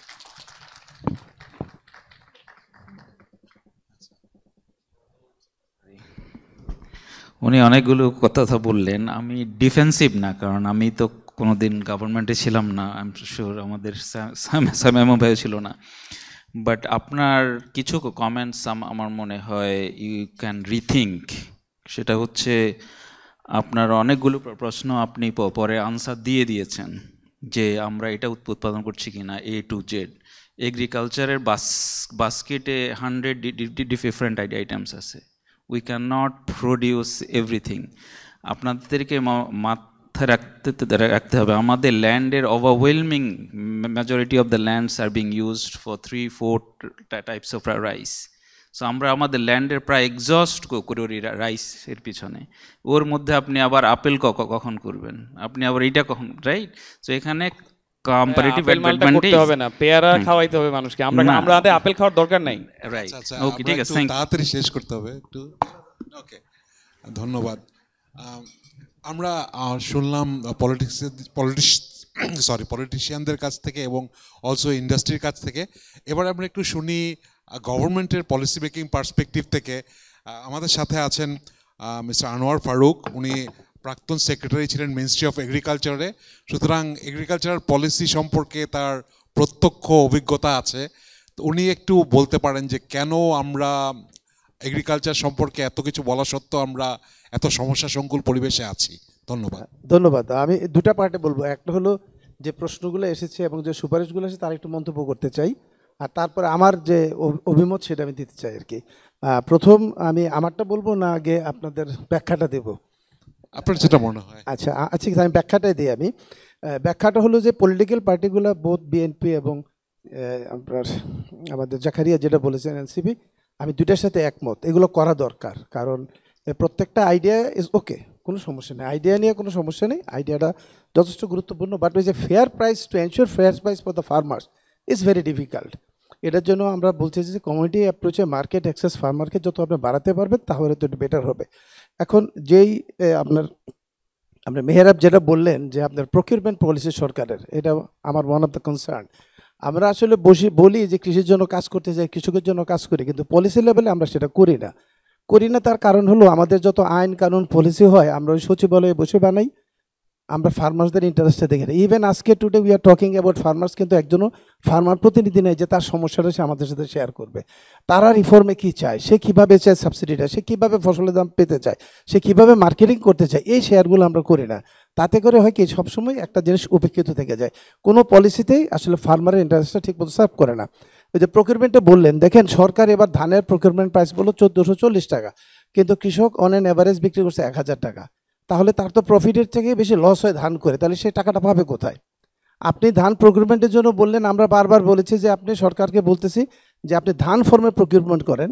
সেখানে সরকার বললো যে আমি 1 লক্ষ টন ধান কিনবো, বড় সিজনে আমার ধান হয়েছে 3.5 কোটি টন, সেখানে আমরা 1 লক্ষ ধানে কি ইম্প্যাক্ট হবে, তাও 1 লক্ষ কিনতে পারে নাই। লাস্ট 15 ইয়ার্স কোনো বছরই 25%-এর বেশি প্রকিউরমেন্ট করে না, কিন্তু একই রকম পলিসি বারবার রিপিট করে। আমরা বারবার প্রতিবাদ করি এবং আমরা বলেছি যে লোক ইন্ডিয়াতে 20% প্রকিউর করে মেইন ক্রপের ধান এবং গমের, ইভেন কলকাতা পশ্চিমবঙ্গে করে 20% প্রকিউরমেন্ট, আমরা সেখানে 1%ও প্রকিউরমেন্ট করতে পারি না ধান ফর্মে। কিন্তু আমরা ওই মিলারদেরকে বেনিফিট দিয়ে কিছু চাল কিনি। এবং আজকে যেটা চাল আমদানির কথা হয়েছে সেটা আমরা মনে করি কোনো দরকার নেই, দেশে আমার যথেষ্ট চাল আছে, কিন্তু খাদ্য মন্ত্রণালয় ব্যবসায়ীদের স্বার্থে তারা এই চালটা আমদানি করতে চায়। সে যদি ওই সময় 50 লক্ষ টন ধান প্রকিউর করা থাকতো তাহলে আজকে আমার ধানের জন্য কার কাছে যাওয়া লাগে না, কিন্তু বললেই বলবে যে আমার তো স্পেস নেই, আমার ক্যাপাসিটি 20 লক্ষ টন, আমি কিভাবে করব। তাহলে আপনি 2 সিজনে করেন, 20 লক্ষ টন বড়োতে করেন, আমনে করেন, কৃষকরা বেটার প্রাইস পাক।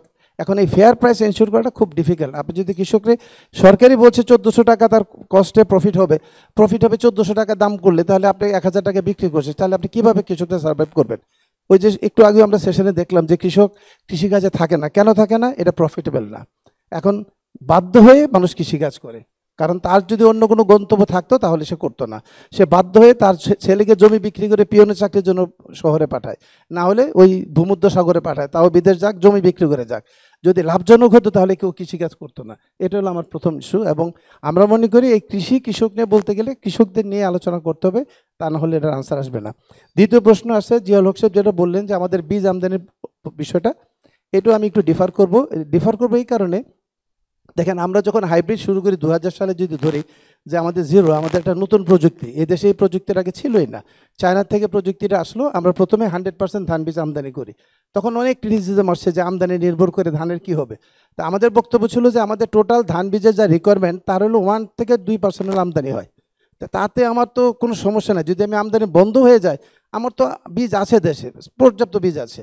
এবং ওই প্রযুক্তিটা লাস্ট 20 ইয়ার্সে এখন ডেভেলপমেন্ট হলো যে আমার রিকোয়ারমেন্টের 98% আমরা লোকালি প্রকিউর করি হাইব্রিড ধান বীজ এবং এক্সপোর্ট করি। এটা আপনাদের জ্ঞাতার্থে বলছি, আমরা প্রতি বছরই কম বেশি হাইব্রিড এক্সপোর্ট করি ধান বীজ। আরও সুযোগ আছে, বাট আমরা এক্সপ্লোর করতে পারছি না কমার্স মিনিস্ট্রি বা ফাইন্যান্স মিনিস্ট্রি বিভিন্ন প্রতিবন্ধকতার কারণে। আমরা একসময় 2010-এর আগে যদি দেখেন হাইব্রিড এই যে সবজি, আজকে আমরা সারা বছর সবজি খাচ্ছি, হাইব্রিড সবজি বীজের 100% use to import. Bangladesh use to import 100%, net vegetable seed importing country ছিল। এখন আমাদের এত যা ডেভেলপ করেছে আমাদের স্থানীয়ভাবে আমাদের লোকাল ইন্ডাস্ট্রি, এখন আমরা হাইব্রিড সবজি বীজ এক্সপোর্ট করি, ডেফিনেটলি ইম্পোর্ট করি, কারণ সব বীজ আমার এখানে হবে না। এখানে আপনি কম্পারেটিভ অ্যাডভান্টেজ চিন্তা করতে হবে। আমি যে ফুড ইম্পোর্ট করি ইটস ট্রু, কিন্তু এই ফুড ইম্পোর্টটা কোথায় করি? 7 মিলিয়ন মেট্রিক টন আমাকে গম আমদানি করতে হয়, কারণ আমার আরবানাইজেশনের কারণে, আমার ইন্ডাস্ট্রিয়ালাইজেশনের কারণে আমার এত গমের ব্যবহার বেড়েছে, রুটি বনরুটি আটা এই গার্মেন্টস ফ্যাক্টরির জন্য। এই পরিমাণ গম তো আমরা কখনোই করতে পারি নাই।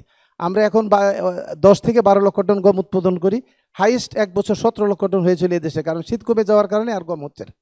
সো অল্টারনেটিভ হলো আমরা ভুট্টাতে চলে গিয়েছি। এখন একসময় আমাদের ভুট্টা ছিল 0, এখন প্রায় 50 থেকে 55 লক্ষ টন ভুট্টা হচ্ছে। এই টোটালটাই আবার চলে যাচ্ছে আমাদের ফিড ইন্ডাস্ট্রির জন্য।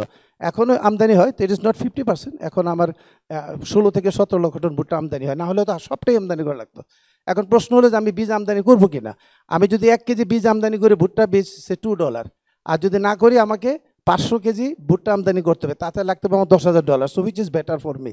আমরা মনে করি যে বীজ আমদানি করলে এতে আমার কোনো ক্ষতি নাই, আমার প্রোডাকশন করতে পারলে আমার লাভ হচ্ছে, ইকোনমিটা রিভাইভ করছে। এবং কৃষক এখন ধান না করে ভুট্টা প্রেফার করছে, কারণ গত 5 বছরের ট্রেন্ড বলছে যে ভুট্টার দাম প্রতি বছর বাড়ছে, বাইব্যাক গ্যারান্টেড আছে, সে বিক্রি করতে পারছে। এবং নতুন একটা কনসেপ্ট আসছে যে আপনার সাইলেজের ক্ষেত্রে এখন ভুট্টা 40 দিনে ভুট্টা কাজ করে কৃষক বিক্রি করে দিচ্ছে, এটা তো তার লাভ হচ্ছে।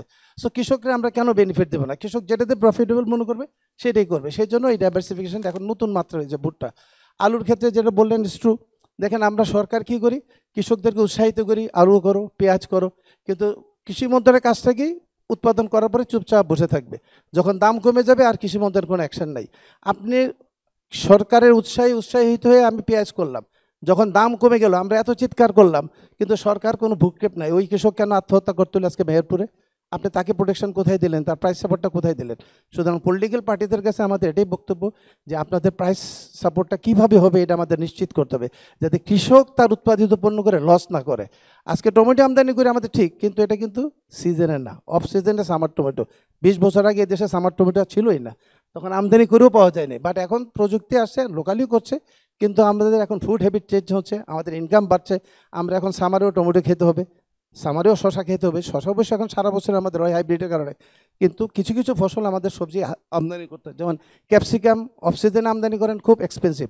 সিজনে আমরা উৎপাদন করে দেখেছি ভোলাতে 10 টাকা কেজি বিক্রি করতে পারে না কৃষক, কারণ এত ফলন হয়, সবাই তখন ফসল করে, যাবে কোথায়? এখন স্টোরেজের সমস্যা যেটা হলো যে টমেটো কিন্তু ইচ্ছা করলে আপনি 5 থেকে 7 দিনের বেশি সেলফ লাইফ নাই যে আপনি স্টোরেজ করে রাখতে পারবেন। ম্যাক্সিমাম 10 to 15 ডেজের ভিতরে মার্কেটিং করতে পারবে। টমেটো ফর্মে আপনি রাখতে পারবেন না, চাইলেও পারবেন না, স্টোরেজ হলে হবে না। আপনি এটাকে যদি প্রসেস করেন, অ্যাগ্রো প্রসেসিংকে পাল্প রাখতে পারেন, সারা বছর আপনি ব্যবহার করবেন। ওই ইন্ডাস্ট্রিটা আমরা এখন চাচ্ছি যে অ্যাগ্রো প্রসেসিং। আপনি ভ্যালু চেইনটা যদি ডেভেলপ না করতে পারেন তাহলে কৃষকের কিন্তু ফেয়ার প্রাইস আপনি এনশিওর করতে পারবেন না। টমেটোকে কীভাবে প্রসেস করা যায়, ভ্যালু চেইন ডেভেলপ করা যায়, যাতে করে পাল্প আকারে পাওয়া যায়, যাতে আমি পাল্পটা কিনে রান্না করে খেতে পারি, আমাকে টমেটোর পিছনে দৌড়াতে হয় না, তখন কিন্তু সামারে এত টাকাতে আমার টমেটো কিনতে হয় না।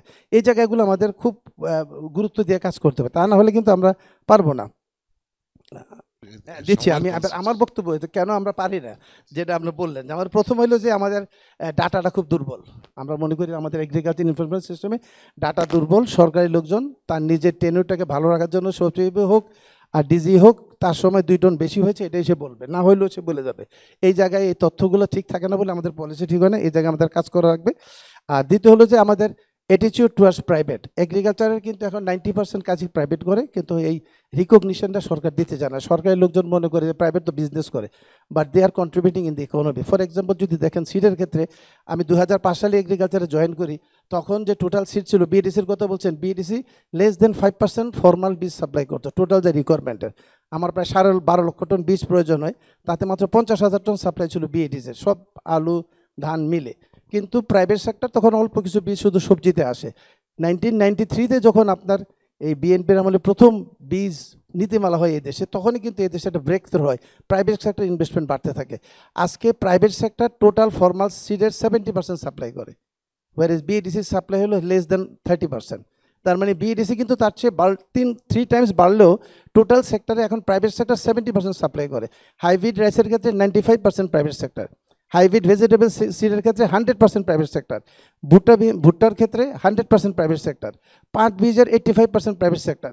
তাহলে এই যে প্রাইভেট সেক্টর কন্ট্রিবিউট করছে, আপনি তাদেরকে সেই ফেসিলিটিসগুলো দিচ্ছে না, তাদেরকে এক্সপানশনের সুযোগ দিচ্ছে না, তাহাতে করে ব্যবসাটা হচ্ছে না। ওই অ্যাটিটিউডটা সরকারের যে এত ব্যবসা করে, আরে ভাই ব্যবসাটা কার করে? নিজের পয়সায় করে, ব্যাংক থেকে লোন নিয়ে করে। আর তোমার সরকারি প্রতিষ্ঠান তো সরকারের বেতনে চলে, তাহলে আমি কেন আমার পাবলিক প্রতিষ্ঠানটাকে এফিশিয়েন্ট করতেছি না? রাদার দেন এটাকে আমি বোঝা টানতেছি, বরং আরও ক্ষতি করতেছি। একটা ফেয়ার প্লেয়িং ফিল্ড হচ্ছে না, এই যে একটা সমস্যা আমাদের। এই জন্য ট্যাক্স বেটের ক্ষেত্রে একটা খুব বড় সমস্যা আছে। আমি একটু আগে সেশন শুনতেছিলাম, এগুলো শুনতে হবে, এগুলো না হলে আপনার রিফর্ম হবে না।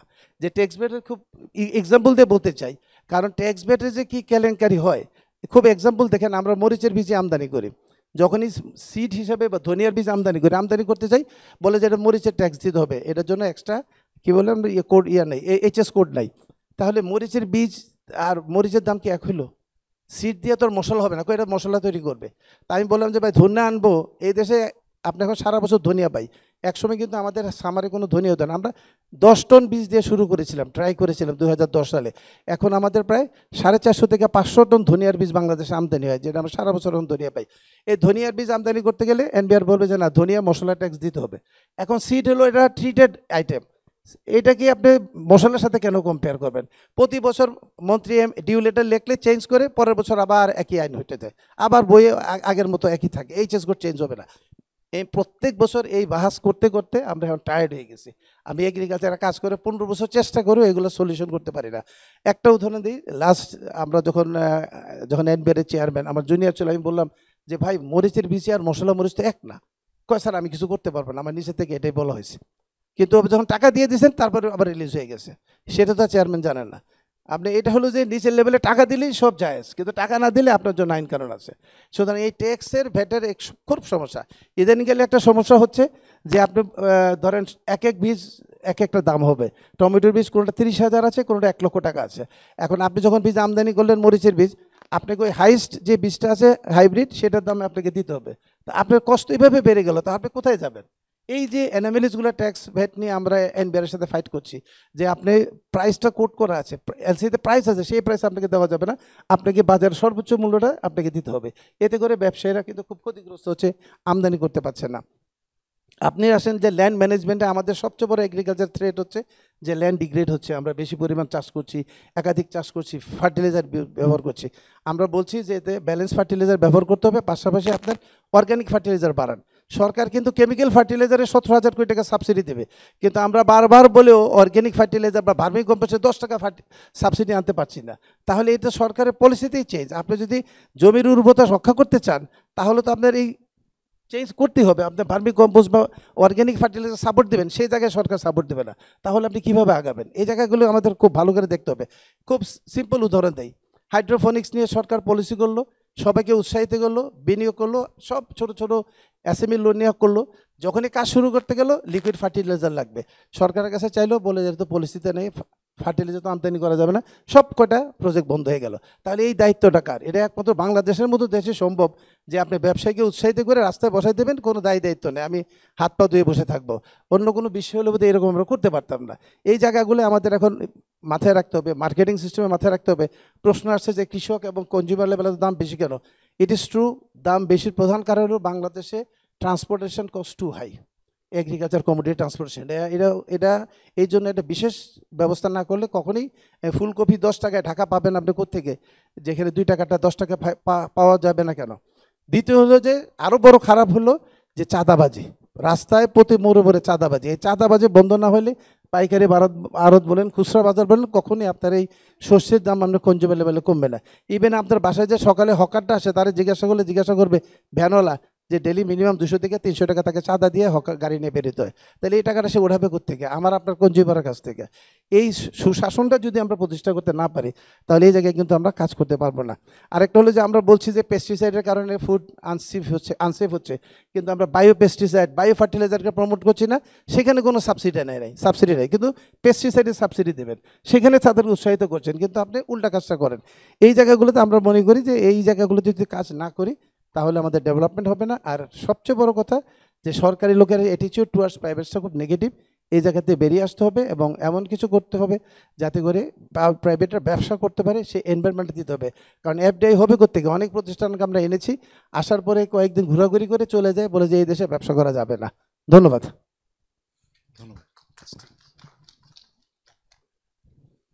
ধন্যবাদ। আমাদের হাতে সময় একদম কম, আমরা আসলে ওভার না, এটা আসলে বাংলাদেশে তো সময়ের কনস্ট্যান্ট মেনে চলা। আমরা যে একটু আগে আমাদের প্রাক্তন সেক্রেটারি যেটা বললেন, অনেক পয়েন্টই উনি বলেছেন খুব ইম্পর্টেন্ট। তো একটা পয়েন্ট ছিল যে ওই ট্রান্সপোর্ট এবং লজিস্টিক্সের কথা। আমরা বাইরে যারা দেখেছি ওখানে দেখি সারা বছর খাবারের দাম মোটামুটি কিন্তু একটা স্থিতি পর্যায়ে থাকে, তাদের স্টোরেজ সিস্টেম প্লাস লজিস্টিক্স এবং অন্যান্য অনেক কারণে। তো কিন্তু এর পিছনে তো অবশ্যই একটা ব্যাপারও আছে, যেমন ইন্ডিয়াতে ওয়ালমার্টাইজেশনের বিরুদ্ধে প্রচণ্ড একটা প্রতিক্রিয়া এসেছিল যে ওয়ালমার্টের মতো এফিশিয়েন্ট সাপ্লাই চেনে আসলে এখানে লাখ লাখ জব চলে যাবে। এই জন্য একটা, এবং যেহেতু ইন্ডিয়া মানে ভোটের রাজনীতিটা খুব ইম্পর্ট্যান্ট, এটার জন্য তারা ইয়ে হয়েছে। তো বাংলাদেশে এখানে এই সাইবার বা ইন্টারনেটের মাধ্যমে এটা কি আমাদের এই সাপ্লাই চেনের প্রবলেম বা কৃষকদের ইনফরমেশন অ্যাসিমেট্রি এগুলোর ক্ষেত্রে কিছু কি সমস্যা সমাধান করতে পারবে কি না, এটা নিয়ে আমরা কথা বলার জন্য আমি এখন অনুরোধ করছি মিস্টার ফাহাদ ইফাজকে। উনি co-founder and CEO of I farmer. So internet এবং আমাদের কৃষিকাজ, সর্বশেষ প্রযুক্তি এবং সবচেয়ে প্রাচীন প্রযুক্তি কৃষিকাজ, এই দুটোর মধ্যে কি সমন্বয় করে সম্ভব, এখানে একটু জানতে চাচ্ছি।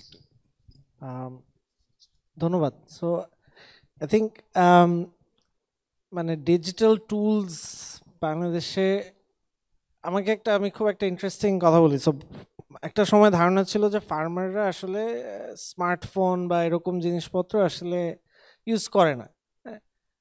তো the reality is farmer use করা দরকার নেই, বিকজ আমরা তো এই সার্ভিসটাই বানাইতে পারি নাই যে ও যে স্মার্টফোন ইউজ করবে। ফার্মার কিন্তু স্মার্টফোন মানে কেনার ক্ষমতা আছে, আজকাল 5-6 হাজার টাকাও স্মার্টফোন পাওয়া যায়, বাট সে নিয়ে করবে কি?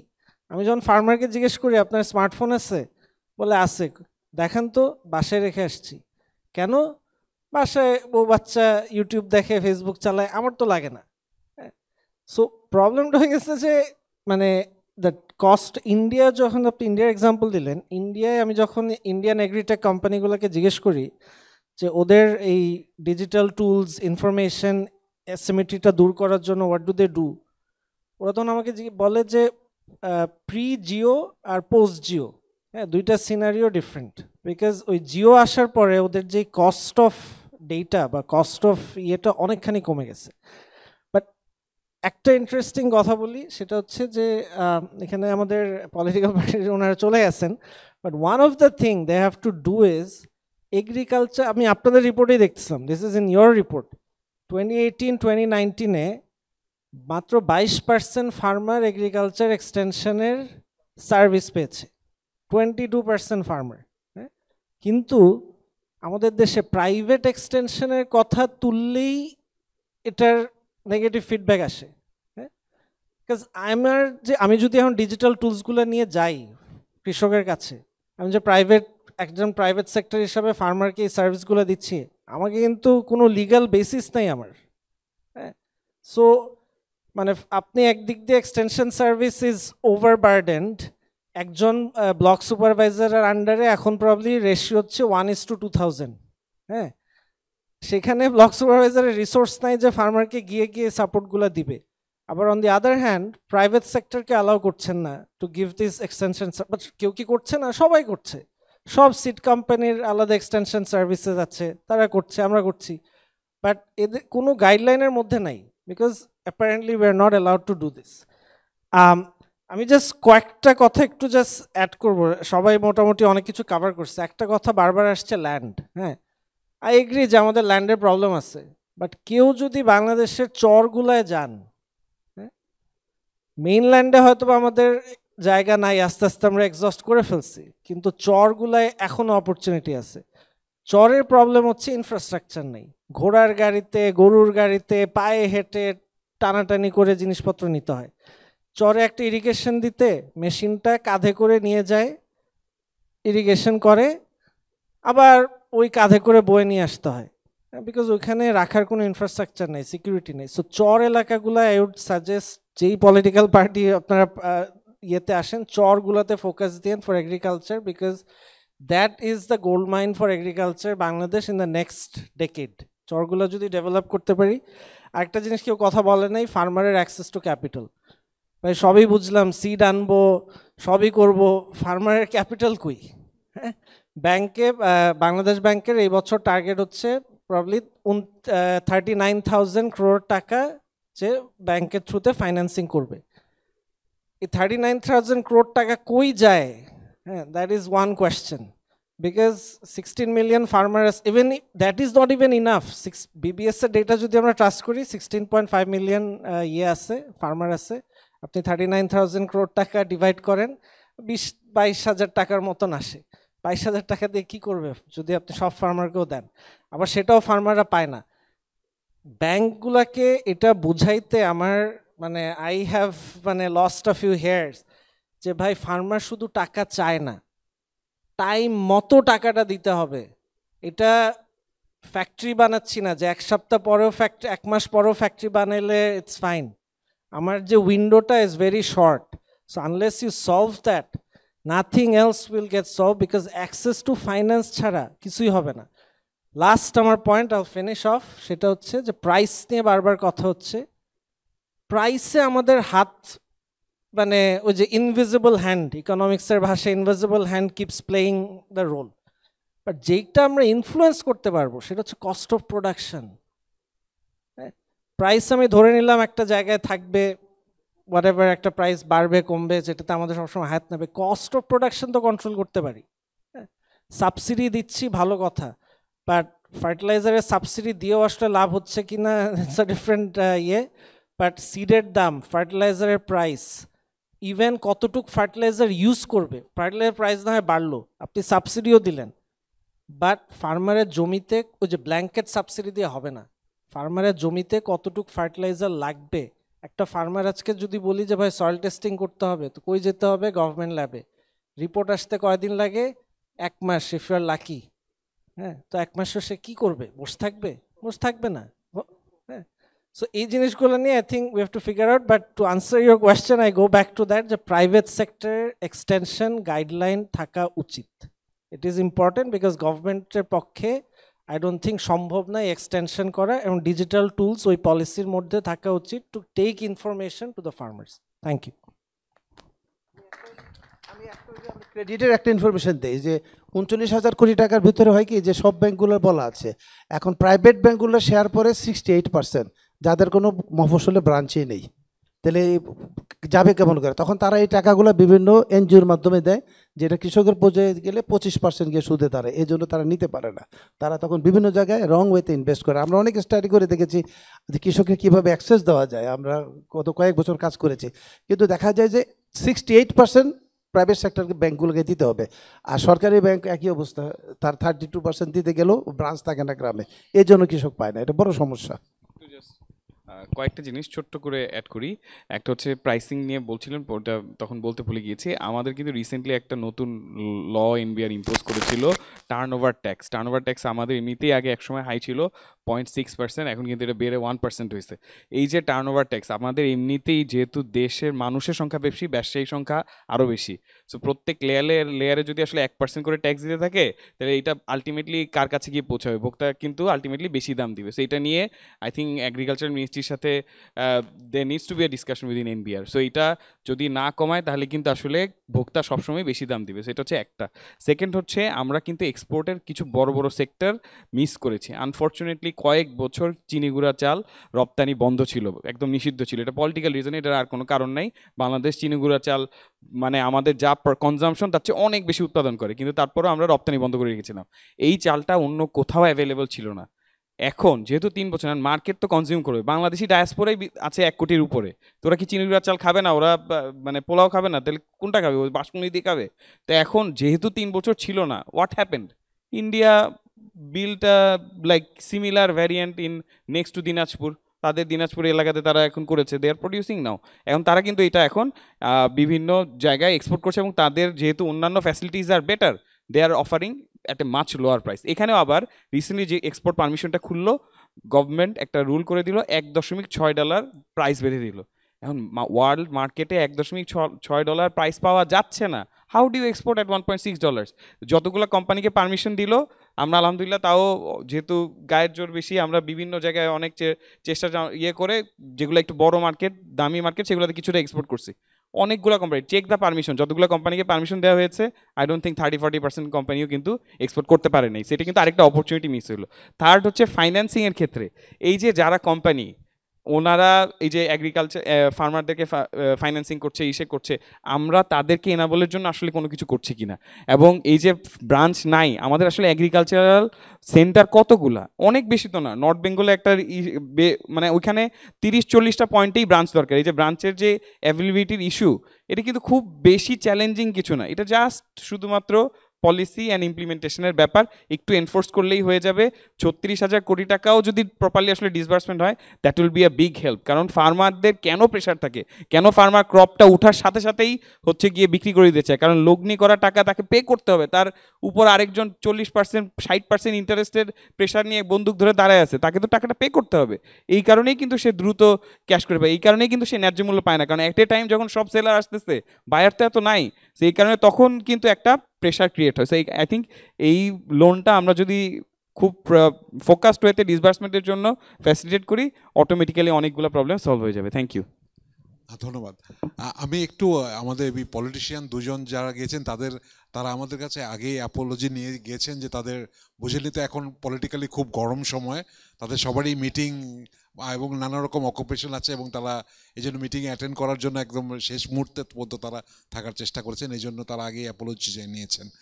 আর এখানে আমরা আরেকটা বলছি যে এখানে যে আমরা যে আলোচনার মধ্যে যে পয়েন্টগুলো শুনলাম, এগুলো আমরা সবই পরে ট্রান্সক্রাইব করে আমরা আমাদের পলিসি পেপার এবং আমরা লিপিবদ্ধ করার চেষ্টা করব। সুতরাং all of you made excellent points, এবং অনেক ছোট বড় অনেক পয়েন্ট আছে যেগুলো পয়েন্টের মানে দেখা যায় যে এই আমাদের এফিসিয়েন্স বাড়ানোর জন্য জাস্ট সিম্পল অনেক সিলি স্টেপস আছে। এবং লাস্টে একটা পয়েন্ট বলো, আমি যেহেতু বাইরে থাকি আর কি, যে আমি দেখি যে চাইনিজ, ভিয়েতনামিজ এবং অন্যান্য এদের দোকান, এদের ডায়াসপোরা, এরা যেভাবে তাদের লোকাল ফুডগুলোকে তারা ওখানে কিনে, ওখানকার ফুড হ্যাবিট, আমাদের এই একই জিনিসটি আমরা বাংলাদেশি লোকরা যদি এই চিনিগুড়া চালের কথা বলেন, আমার ওয়াইফ বাইরে থেকে আমরা যখন দেশ থেকে চিনিগুড়া চাল প্যাকেট করে নিয়ে যেতাম, কারণ বিরিয়ানি বা খাবার আমাদের যেটা খাবারের, অথচ বাইরের বাসমতি দিয়ে বানালে তো ওই টেস্ট হয় না। শুধু আমরা এখন ইনশাল্লাহ আমাদের প্রচুর এক্সপ্যাট্রিয়েট বাইরে আছে, এটাই তো আমাদের একটা বিশাল এক্সপোর্ট মার্কেট। জাস্ট বাঙালির খাবার বাঙালির কাছে, বাংলাদেশিদের খাবার বাংলাদেশের কাছে পৌঁছানো, this is a huge market. এখানেই আমাদের বিলিয়ন $বিলিয়ন আসা সম্ভব। আমি আমাদের সময়ের অতিক্রান্ত করে গেছি, আমি শুধু শেষ সময় কিছু কমেন্ট করার জন্য আমি অনুরোধ করছি মিস্টার ফরহাদ জামিলের কাছে, ex director at sustainable agriculture foundation of Bangladesh. ধন্যবাদ। Thank you. আমি খুব অল্প সময় শেষ করব। আমি যেটা হচ্ছে যে এগ্রিকালচারের প্রতি সবারই আগ্রহ আছে। জি জি, এগ্রিকালচারের প্রতি আমাদের আসলে সবারই আগ্রহ আছে, কিন্তু আসলে আমাদের সেশনটা একবারে শেষ বেলাতে হয়, আসলে অনেকে যোগ দিতে পারে না। আর একটা হচ্ছে যে আমি 25 বছর যাবত এগ্রিকালচার সেক্টরে কাজ করি এবং বায়ো এডুকেশন, আমি এগ্রিকালচারিস্ট। সো আমি আসলে কৃষির যথেষ্ট সম্ভাবনা দেখি বাংলাদেশে। সেটা হচ্ছে যে যদি আমরা এগ্রিকালচার ট্রান্সফরমেশন অথবা নেক্সট গ্রিন রেভলিউশনের কথা বলি, তাহলে আসলে আমাদের কৃষককে বাদ দিয়ে এটা চিন্তা করা যাবে না। কারণ আমাদের দেশে প্রায় ফাহাদ যেটা বলেছে যে 16.5 মিলিয়ন ফার্মার্স আছে, প্রায় 8 কোটি লোক কৃষির সাথে জড়িত। কাজে আমি যদি রুরাল লাইভলিহুডের কথা চিন্তা করি অথবা আমাদের ফুড সিকিউরিটির কথা চিন্তা করি, তাহলে আসলে আমাদের কৃষির দিকে নজর দিতেই হবে। কিন্তু যেটা হচ্ছে যে আমাদের কৃষকদের তাদের কিছু যেটা বড়ই হচ্ছে যে আমাদের প্রত্যেকের কৃষকের আসলে তাদের ল্যান্ড হোল্ডিং সাইজগুলো খুব ছোট, ফ্র্যাগমেন্টেড। হ্যাঁ, কিন্তু তাদের কিছু স্ট্রেংথ আছে, সেটা হচ্ছে যে সে কৃষি করতে চায়, তার অভিজ্ঞতা আছে, সে কৃষির সাথে তার জমি আছে এবং সে ইনভেস্টও করতে চায়। কিন্তু আমরা যদি তার সাথে এই স্ট্রেংথগুলোর সাথে যদি আমরা তার অ্যাসোসিয়েটেড ভার্টিক্যাল এবং হরাইজন্টাল সার্ভিস এবং প্রোডাক্টগুলোকে অ্যাভেলেবল করতে পারি অথবা তার জন্য অ্যাফোর্ডেবল করতে পারি, তাহলে কিন্তু আমার এগ্রিকালচার প্রোডাক্টিভিটিটা বেড়ে যাবে। কারণ agriculture productivity is really very important. কারণ হচ্ছে যে আমাদের যেহেতু 2030-তে যে আমাদের প্রায় 20 কোটি লোক হবে, তাহলে আমাদের যে ল্যান্ড যা আছে বা এটা কিছুটা শ্রিঙ্ক হচ্ছে, এখানে আমার পার ইউনিটারিতে আসলে প্রোডাক্টিভিটি বাড়াতে হবে। সেক্ষেত্রে একটা জায়গায় করা যেতে পারে, সেটা হচ্ছে যে আমাদের রিসার্চ এবং ডেভেলপমেন্টের ক্ষেত্রে সেখানে যাতে আমরা মোর হাই ইল্ডিং ভ্যারাইটি এবং ক্লাইমেট রেজিলিয়েন্ট ভ্যারাইটিগুলো আনতে পারি। সেক্ষেত্রে কি হবে, আমাদের যে রিসার্চগুলো যে কাজটা করে তারা হচ্ছে যে বেসিক রিসার্চ করে, কিন্তু অ্যাকশন রিসার্চ সে জায়গাটায় কাজ কম করে। সেক্ষেত্রে আমাদের যে প্রাইভেট ইমার্জিং যে প্রাইভেট সেক্টর আছে, যারা ইনপুটস নিয়ে কাজ করে, তাদের সাথে রিসার্চ যদি কাজ করে এইটাকে মোর যদি অ্যানাবল করা যায়, 1। 2 নাম্বার হচ্ছে যে আমি করতে চাই হচ্ছে ফাহাদের সাথে, সেটা হচ্ছে যে আমাদের যে গভর্নমেন্ট এক্সটেনশন আছে, এটা দ্বারা রিয়েলি আমাদের যে লাস্ট মাইল ফার্মারকে রিচ করা যায় না। ইট ইজ লিটারেলি ইম্পসিবল যে 2000 কৃষককে টাচ করে দেবে। কিন্তু আমাদের প্রাইভেট সেক্টরগুলো কিন্তু তাদের ইনপুট দিয়ে ইচ অ্যান্ড এভরি ফার্মারকে টাচ করে। তাহলে এটা একটা বিশাল অপরচুনিটি। এইটার সাথে এইটাকে যদি আমরা এটাকে রিকগনাইজ করি এবং ওনাদেরকে যদি ইকুইপ করি এবং একটা ফ্রেমওয়ার্কের ভিতর নিয়ে আসি, তাহলে কিন্তু ওনারা যখন ফার্মারের সাথে রিচ করছে, তখন কিন্তু সে ডু এবং ডোন্টস অ্যাটলিস্ট বেসিক ইনফরমেশনটা ফার্মারকে দিতে পারে, 1। দ্বিতীয়ত হচ্ছে যে আমরা যদি নেক্সট আপনার যেটা হচ্ছে নিউ রেভলিউশন, গ্রিন রেভলিউশনের দিকে যেতে চাই, আমাদের মেকানাইজেশনটা দরকার। হ্যাঁ, কারণ হচ্ছে যে আমাদের যে ম্যানুয়াল থেকে যদি আমরা একটু মেকানাইজেশনের দিকে যেতে পারি, তাহলে আমাদের যে প্রোডাকশান কস্টটা কম হবে। যেটা ফাহাদ উনিও বলেছেন যে আমাদের প্রোডাকশান কস্টটা তো আমরা কমাতে পারি। সেক্ষেত্রে যেটা হচ্ছে যে মেকানাইজেশনের দিকে যেতে হলে আমাদেরকে যেটা হচ্ছে যে মেকানাইজেশন সার্ভিস প্রভিশন ক্রিয়েট করতে হবে। আমাদের গভর্নমেন্টের মাধ্যমে যে লার্জ মেশিনারিগুলো হয়েছে, সেটা হলো লার্জ ফার্মাররা পেয়েছে, কিন্তু সে তো তার জমি একটা মেশিনের এফিসিয়েন্সি 80 একর, কিন্তু সে তার 20 একর জমিতে কাজ করে এবং তার যে সোশ্যাল যে স্ট্যাটাস আছে, সে কিন্তু অন্য জমিতে চার্জ দিবে না। কিন্তু আমরা যদি মেকানাইজেশন সার্ভিস প্রভিশন ক্রিয়েট করতে পারতাম, তাহলে কিন্তু আমরা স্মল হোল্ডারদের কিন্তু সেই সুযোগটা দিতে পারতাম। হ্যাঁ, আর হচ্ছে যে আমাদের এগ্রিকালচারটা mainly drive by the small holder farmers, যাদের ল্যান্ড 1 হেক্টর কম, কাজে they are very important role play করে। আরেকটা হচ্ছে যে এক্সটেনশনে আমরা যেটা কথা বলছি যে government extension, private sector extension, কিন্তু আমি কাজ করতে যেয়ে দেখেছি যে ফার্মার্স টু ফার্মার্স এক্সটেনশনটা অনেক হয়। এলাকায় যদি একটা মডেল ফার্মার হয়, তখন সেটাকে কিন্তু করে। কাজে আমি মনে করি যে যারা আমাদের তরুণ কৃষক, তরুণ যারা শিক্ষিত যারা আছে, তারা যদি গ্রাম ভিত্তিক যদি এরকম মডেল ফার্ম ডেভেলপ করতে পারে, কমার্শিয়ালি ড্রিভেন ক্লাইমেট স্মার্ট যদি ফার্মগুলো দেখতে পারে, তাদের দেখায় দেখি কিন্তু অনেক ফার্মার ট্রান্সফর্ম হবে। আরটা হচ্ছে যে ফার্ম গেটের প্রাইস এবং যেটা হচ্ছে যে আমরা কনজিউমার যে খাচ্ছি, এইটা কেন বেশ কম হচ্ছে, সেটা হচ্ছে আমাদের পোস্ট হারভেস্ট লসেসটা অনেক বেশি। এবং এই পোস্ট হারভেস্ট লসেসটা কীভাবে হয়, ধরেন যে আপনার ফার্মারের কাছ থেকে কেনার পর থেকে বা ফার্মারের কাছ থেকে জাস্ট ওনারশিপটা ট্রান্সফার হওয়ার থেকে কনজিউমার পর্যন্ত পৌঁছার মাঝখানে টোটালটা ভেরি ইনএফিশিয়েন্ট এবং পোস্ট হারভেস্ট লসেস হিউজ। আমি যখন যেমন আমার যেটা হচ্ছে যে লোডিং অ্যান্ড আনলোডিং, এক্ষেত্রে তো আমরা একটা সিম্পল মেকানাইজেশন সলিউশন নিয়ে আসতে পারি। Not always digital solution is required. আমি মেকানাইজেশন সলিউশন নিয়ে আসতে পারি, আমি প্লাস্টিক ক্রেটকে ইন করতে পারি। আমাদের যে সমস্ত আরেকটা হচ্ছে যে আমাদের যে লজিস্টিক্স ট্রাক বা এগুলো কিন্তু প্রফেশনাল না ফার্মার। তো আমার মনে হয় যে এই একটা জায়গাতে কাজ করা দরকার। আরেকটা হচ্ছে যে অ্যাক্সেস টু ফাইন্যান্স, সেটা নিয়ে আমি যেটা হচ্ছে যে আমাদের যে মাইক্রো ফাইন্যান্স ইনস্টিটিউটগুলো আছে, এমএফআইসগুলো গ্রাম পর্যায়ে আছে, তাদের কিন্তু কারো এগ্রিকালচার ক্রেডিট নাই, ক্রেডিট লোন নাই। যেহেতু তারা একবারে লাস্ট মাইলে পৌঁছে, তারা যদি এরকম সিজনাল লোন যদি ডেভেলপ করতে পারতো, তাহলে এটা একটা বড় একটা জায়গাতে একটা পরিবর্তন আসতে পারতো। আরেকটা হচ্ছে যে আমরা যেটা হচ্ছে যে প্রতিটা গ্রামকে যদি আসলে আমরা যদি এগ্রিকালচার যেটা হচ্ছে যে অ্যাটলিস্ট আমাদের ডিফাইন করা দরকার। স্যার যেটা বলেছেন যে আসলে ডাটা বেসটা মানে যেটা হলো সলিড ডাটা বেস দেয়, যার কারণে আসলে আমরা ডাটা বেস ডিসিশনটা নিতে পারছি না। কিন্তু আমরা যদি ফার্মারদেরকে যদি একটা প্ল্যানিং সাপোর্ট, একটা ফোরকাস্টিং সাপোর্ট দিতে পারতাম, তাহলে কিন্তু তাদের যে ভোলাটিলিটি, যে আপনার ডিস্ট্রেস সেলিংটা হয়ে যায় যখন সবাই একসাথে হারভেস্ট করে, তখন কিন্তু এটাই হয়। আরেকটা হচ্ছে যে আমাদেরকে অবশ্যই ডোমেস্টিক মার্কেটে, যেটা আমি বলবো যে আমরা তো যে দেখলাম আসলে কৃষিতে কিন্তু অনেক পরিবর্তন আসছে, এখানে প্রাইভেট সেক্টর চলে আসছে, অনেকে আছে। আরেকটা হচ্ছে যে আমরা যদি প্রোডাকশন এগ্রিকালচারের কথা বলি, তাহলে গ্লোবালি এগ্রিকালচারের কন্ট্রিবিউশন জিডিপিতে কম। কিন্তু আমরা যদি আমি যদি ফুড সিস্টেমসের কথা বলি, যেটা হচ্ছে backed by the production agriculture, তাহলে কিন্তু এটার কন্ট্রিবিউশন কিন্তু গ্লোবালি 35%।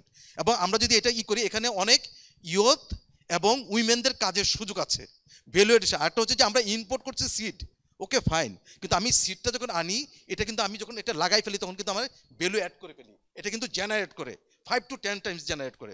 সো আমার মনে হয় যে import is nothing bad, but আমাদের ইন কান্ট্রির সক্ষমতা বাড়ানো দরকার, এবং আমাদের ভার্টিক্যাল এবং হরাইজন্টাল যে আছে এটাই করা। আর আমার যেটা হচ্ছে গভর্নমেন্ট যারা আছে, তাদের আসলে এগ্রিকালচার একটা ইকোসিস্টেম যদি বিল্ড না করা যায়, পলিটিক্যাল ইকোসিস্টেম যদি বিল্ড না করা যায়, আসলে আমাদের অনেক ধরনের এফোর্টে আসলে এটা মানে সাকসেসের দিকে যাবে না। অসংখ্য ধন্যবাদ। ধন্যবাদ। এখানে সিড ইম্পোর্ট হচ্ছে, দ্যাটস ফাইন, বাট আমি লাস্ট উইকে ধরেন আজ ইন বগুড়া, সিড যেই দেশ থেকে আসতেছে, দেশের নাম বললাম না, হ্যাঁ, ওই লেভেল এবং ওই ফরেন ল্যাঙ্গুয়েজে প্যাকেজিং আসতেছে। হ্যাঁ, আমাদের ফার্মার কি ইংলিশ বুঝে, থাই বুঝে, হিন্দি বুঝে? হ্যাঁ, so I was very surprise যে নাম করা কোম্পানিরাও সিড ইম্পোর্ট করতেছে, বাট সিডের লেবেলিং, প্যাকেজিংয়ের কোনো ইয়ে নেই। এখন পর্যন্ত আমি কোনো এত ম্যাজিস্ট্রেটরা এত জায়গায় ঘুরে এত জায়গায় ফাইন করে কোনো দিন শুনছেন যে কোনো রিটেলারের দোকানে গিয়ে 2 নাম্বার বীজ পাওয়া গেছে বা এরকম পেস্টিসাইড পাওয়া গেছে? এগুলার so whoever comes into government, agriculture ministry, the departments under the ministry, they have to give them a lot of authority and resources. নাইলে আমরা যতই কথা বলি, it don't really change. হ্যাঁ, ধন্যবাদ। আসলে অনেক পয়েন্ট অফ মানে ইয়ে আছে, এবং লাস্টে একটা খুব ইম্পর্টেন্ট পয়েন্ট বললেন যে আমরা এগ্রিকালচারকে মনে করি যে ডিক্লাইনিং সেক্টর, কিন্তু আমরা তো দেখছি যে যেহেতু আইটি এবং অন্যান্য এর কারণে ইয়ে হচ্ছে এই ফুড সার্ভিস ইন্ডাস্ট্রি, মানে আমরা তো দেখছি আমাদের মানে রেস্টুরেন্ট ইন্ডাস্ট্রি কত বড় একটা, এটাকেও যদি আমরা এগ্রিকালচারের পার্ট অফ ধরি সার্ভিসে, তাহলে এটার জি আচ্ছা আচ্ছা ঠিক আছে। হ্যাঁ, আমি এটা বলতে চাচ্ছি যে আসলে ফুড তো আমাদের কালচার এবং ইকোনমির একটা বড় ব্যাপার, সুতরাং এটা ইনক্লুড করলে আমাদের এটার কন্ট্রিবিউশন অনেক বেশি। তা আমরা যদিও সময় নেই, একজন আপা কমেন্ট করতে চেয়েছেন, তো আমরা তাকে একটু অনুরোধ করছি, আপনার কিছু বলার থাকলে একটু বলুন।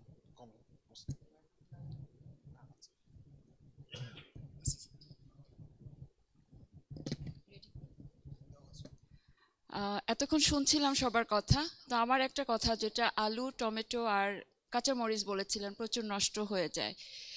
আমাদের ফুড ইন্ডাস্ট্রি যেটা বলেছেন মাত্র, ফুড ইন্ডাস্ট্রি অনেক বড়। আমার এটা একটা জাস্ট জানার ইচ্ছা যে আমরা সস খাচ্ছি, টমেটো সস, আমরা যেমন গুলশান একে যদি যাই, আগে বলি বাইরের সস আছে কিনা, বাট আমাদের দেশে অনেকেই সস করছে, প্রাণ করে, আহমেদ করে, বিডি গ্রুপ করছে, ফ্রেশ করছে, স্কোয়ার করছে। তো আমরা এই টমেটোগুলো যদি তারা নিয়ে এই সসের কাজে যদি ইউজ করে, তাহলে তো আর এটা ফেলে দেবার প্রয়োজন হয় না বা কোল্ড স্টোরের প্রয়োজন হয় না, এটা আমার opinion. Same green chilli sauce, এটা আমরা বাইরেটা আগে খুঁজি, বাট এটা কিন্তু আমাদের দেশে করা পসিবল। আলু, ফ্রেঞ্চ ফ্রাই আমরা খাচ্ছি, সুপার শপে গেলে আগে বাইরের ফ্রেঞ্চ ফ্রাইটা ফ্রোজেনটা চাই, তো এটা কেন আমাদের দেশি পটেটো বা আলু দিয়ে এটা করা পসিবল না কেন? এটা যদি হয় তাহলে তো আমার আলুগুলো আর ফেলে দিতে হচ্ছে না। তো এই তিনটা জিনিসকে তো আমি মানে এভাবে করে আমাদের ফুড ইন্ডাস্ট্রিতে আমরা তো এটা কাজে লাগাতে পারি।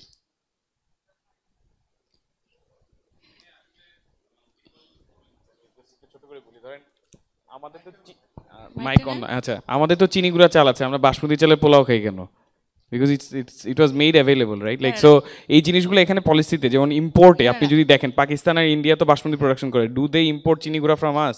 দে ডোন্ট, আমার রাইট? লাইক পয়েন্টটা ছিল, আপনি বলেছিলেন কোল্ড স্টোরেজ করা যাচ্ছে না, ফেলে দিচ্ছেন। আমার পয়েন্টটা ছিল ওখানে যে ফেলে না দিয়ে যদি আমরা এই জিনিসগুলোকে ওই সময় যদি এইটাকে কাজে লাগাতে পারি, আমার পয়েন্টটা ছিল এখানে। তো এখানে প্রথম কথা হচ্ছে হ্যাঁ, প্রথম কথা হচ্ছে যে ইম্পোর্ট পলিসি এনাফ রেস্ট্রিকটিভ না। দেয়ার আর লট অফ আইটেমস যেগুলা আমরা অ্যালাউ করছি টু ইম্পোর্ট। আইডিয়ালি যে বলছিলাম যে কারণে ফল আমাদের দরকার নাই বিদেশি ফল খাওয়ার, সেম আমাদের দরকার নাই এই বিদেশি টমেটো খাওয়ার, আমাদের দরকার নাই এই বিদেশি মরিচ খাওয়ার। আমাদেরকে সেগুলোর জন্য এই ইম্পোর্ট পলিসিতে আরও রেস্ট্রিকটিভ করতে হবে সার্টেন আইটেমস। আমি কিন্তু সবগুলোকে বলছি না। ধরেন এখন আপনার ওষুধের র ম্যাটেরিয়াল তো ইম্পোর্ট করতেই হবে, আপনি নাইলে তো দেশ বাঁচবে না। সিডের একটা বিগ পোর্শন আপনাকে ইম্পোর্ট করতেই হবে, নাইলে আপনার ক্রপ প্রোডাকশন হবে না। বাট কিছু কিছু আইটেম সিলেক্টিভ আইটেমে ইম্পোর্ট আরও রেস্ট্রিকটিভ করলে তাহলে লোকাল, আপনি দেখেন আহমেদের যান, আপনি ফিনান্সিয়ালস দেখেন, দেখবেন যে ও সস থেকে অত একটা লাভ করতে পারছে না, ওর ওইটা কিনছে না। এখন আপনার হাতে যদি অ্যাভেলেবল অপশনই না থাকে বিদেশিটা, তাহলে তো আপনি অটোমেটিক্যালি দেশিটা কিনবেন। সো ওরটা বিক্রি হচ্ছে না কেন? কারণ হচ্ছে কি আপনি অল্টারনেটিভ একটা বিদেশি আইটেম সিমিলার প্রাইসে অফার করতে পারছেন, তো অটোমেটিক্যালি আপনি কিনবেন যে আচ্ছা ও বিদেশি আইটেম ভালো, তাহলে কিনি। তো আমার কাছে মনে হয় যে ইম্পোর্ট পলিসিতে সার্টেন আইটেমে রেস্ট্রিকশন আরও বাড়াতে হবে। একটা বিষয় বলি এক সেকেন্ড, সেটা হচ্ছে যে আমরা যদি প্রসেসিং ইন্ডাস্ট্রিকে ডেভেলপ করতে চাই, আমাদের যে প্রচারণাটা এটাকেও ঠিক করতে হবে। আমি তো দেখেছি যে সেজান বা অন্য যারা আছে ওরা কিন্তু আসলে ম্যাঙ্গো পাল্প দিয়ে কিন্তু আসলে করে, কিন্তু আমরা বলতেছি কি ও মিষ্টি কুমড়াতে করছে। তারপরে হচ্ছে আপনার টমেটো, ওরা একবার যখন মানে খুব মানে সারপ্লাস থাকে, মানে হিউজ সাপ্লাই হয়, তখন কিন্তু টমেটো দিয়েই করে। হ্যাঁ, কিন্তু আমরা এইটাকে করি, আমরা একটা নেগেটিভ বলি যে সোশ্যাল মিডিয়া বা ইত্যাদিতে ও দিচ্ছে টমেটো, ও দিচ্ছে মিষ্টি কুমড়া, ও দিচ্ছে পেঁপে। সেটা না, আসলে একটু দেখে একটু ডিগ আউট করে আসলে কি করছে, কারণ প্রাইভেট সেক্টর যখন আসে, হ্যাঁ এটা মনিটরিং বাড়াইতে হবে যে ওইখানে দেখাটা, হ্যাঁ ওই দেখার জায়গাটা করতে হবে। আর একটা হচ্ছে যে অনেক কিছু আসলে এসেনশিয়ালি আমাদের ইম্পোর্ট করার দরকার নাই, তাহলে যেটা দেশে আসে এবং কোয়ালিটিও খারাপ না, এটা আসলে মাইন্ডসেটের ব্যাপার, এবং ওই মাইন্ডসেটটা আসলে আমাদেরকে সাপোর্ট করবে সেক্টরটাকে বিল্ড আপ করার জন্য। আমি একটু জাস্ট একটা কমেন্ট করি, সরি আমি একটু বসে বলতেছি, সারাদিন টায়ার্ড হয়ে গেছে। ওই মানে এই জিনিসটা আসে নাই, আপনার ল্যান্ডের প্রাইস ইস্যু বলছেন, ক্যাপিটাল এক্সেস বলছেন, বাট যেহেতু এখানে এক্স সেক্রেটারিও আছেন, মানে আমার কাছে মনে হয় যে বর্তমান ক্রাইসিসে একটা বড় জায়গা হচ্ছে আমার লেবার শর্টেজ। মানে এইটার ব্যাপারে আমি জানি না খুব স্টাডি হয়েছে কি না বা কিছু। যেমন আমি প্রায় যখন যে ঢাকার এখন 15 লাখ বাংলার টেস্টটা চলে ঢাকাতেই 15 লাখ চলে, প্রায় জিজ্ঞাসা করি, বলে কী করো, গ্রামে কাজ করি, কী কাজ, কৃষিকাজ। তাহলে আসছো কেন? কারণ ওখানে কিন্তু লেবারের প্রায় 800-900 টাকা পার ডে। সে ঢাকাতে কিন্তু মানে ঢাকাতে দামও বেশি, ঢাকাতেও এর থেকে বেশি পায় না। বলে যে আসলে আমার 3-4 মাস ওখানে কাজ থাকে এগ্রিতে, বাকি সময়টা কাজ থাকে না। তো এই জিনিসটা আসলে আমাদের ওভারঅল আমরা এমপ্লয়মেন্ট নিয়ে কথা বলি, এগ্রিকালচার নিয়ে কথা বলি, দিজ আর ভেরি লিঙ্কড। তো আমি একটু আপনাদের থেকে জানতে চাচ্ছিলাম যে এই আসলে কি লেবারটা শর্টেজ? কারণ আমি যতদূর জানি অনেক এরিয়ায়, সব এরিয়াতে, নর্থ বেঙ্গলে না, কুমিল্লায় অনেক জায়গা খালি পড়ে থাকে লেবার শর্টেজের জন্য, সিলেটেও একই অবস্থা। এই ব্যাপারে কি আপনাদের কোনো মানে অবজারভেশন আছে? সিজনালি বেশি থাকে, অফ সিজনে কিন্তু লেবার অ্যাভেলেবেল থাকে। যেমন জানুয়ারি ফেব্রুয়ারি মাসে আপনার লেবার দেখবেন যে গ্রামে বসে থাকে, কাজ থাকে না। আবার ওই হারভেস্টকালীন সময় যখন ধান কাটার সময় আসবে, যখন ধান লাগানোর সময়, ওই কয়েকটা দিন খুব বিজি থাকে। এই জন্য আমরা সবসময় যে অফ ফার্ম অ্যাক্টিভিটিস বাড়াই দেবে কৃষকের, শুধু জমিতে দিয়ে কিছু কিছু সার্ভাইভ করতে পারে না। এই জন্য দেখবেন মাছ চাষ করে, কেউ পোলট্রি করে বা বাগান করে, কারণ অফ ফার্ম অ্যাক্টিভিটিস না করলে তাদের ইনকাম বাড়বে না।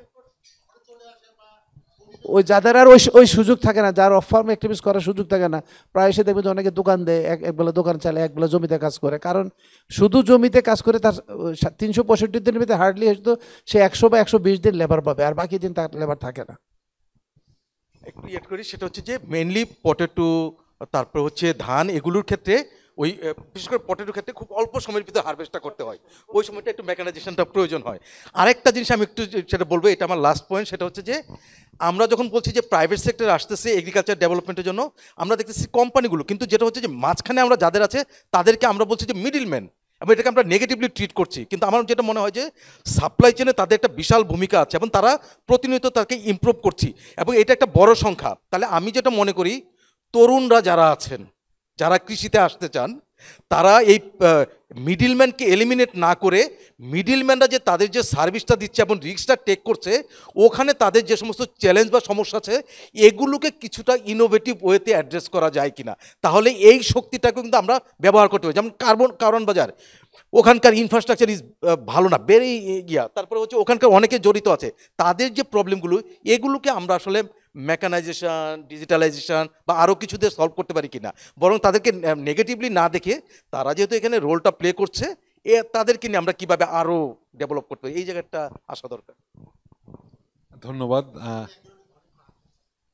আচ্ছা আচ্ছা, আমরা দুজন বলি, হ্যাঁ, আমি বলার পর দুজন, ইফ দ্যাট ইজ ওকে।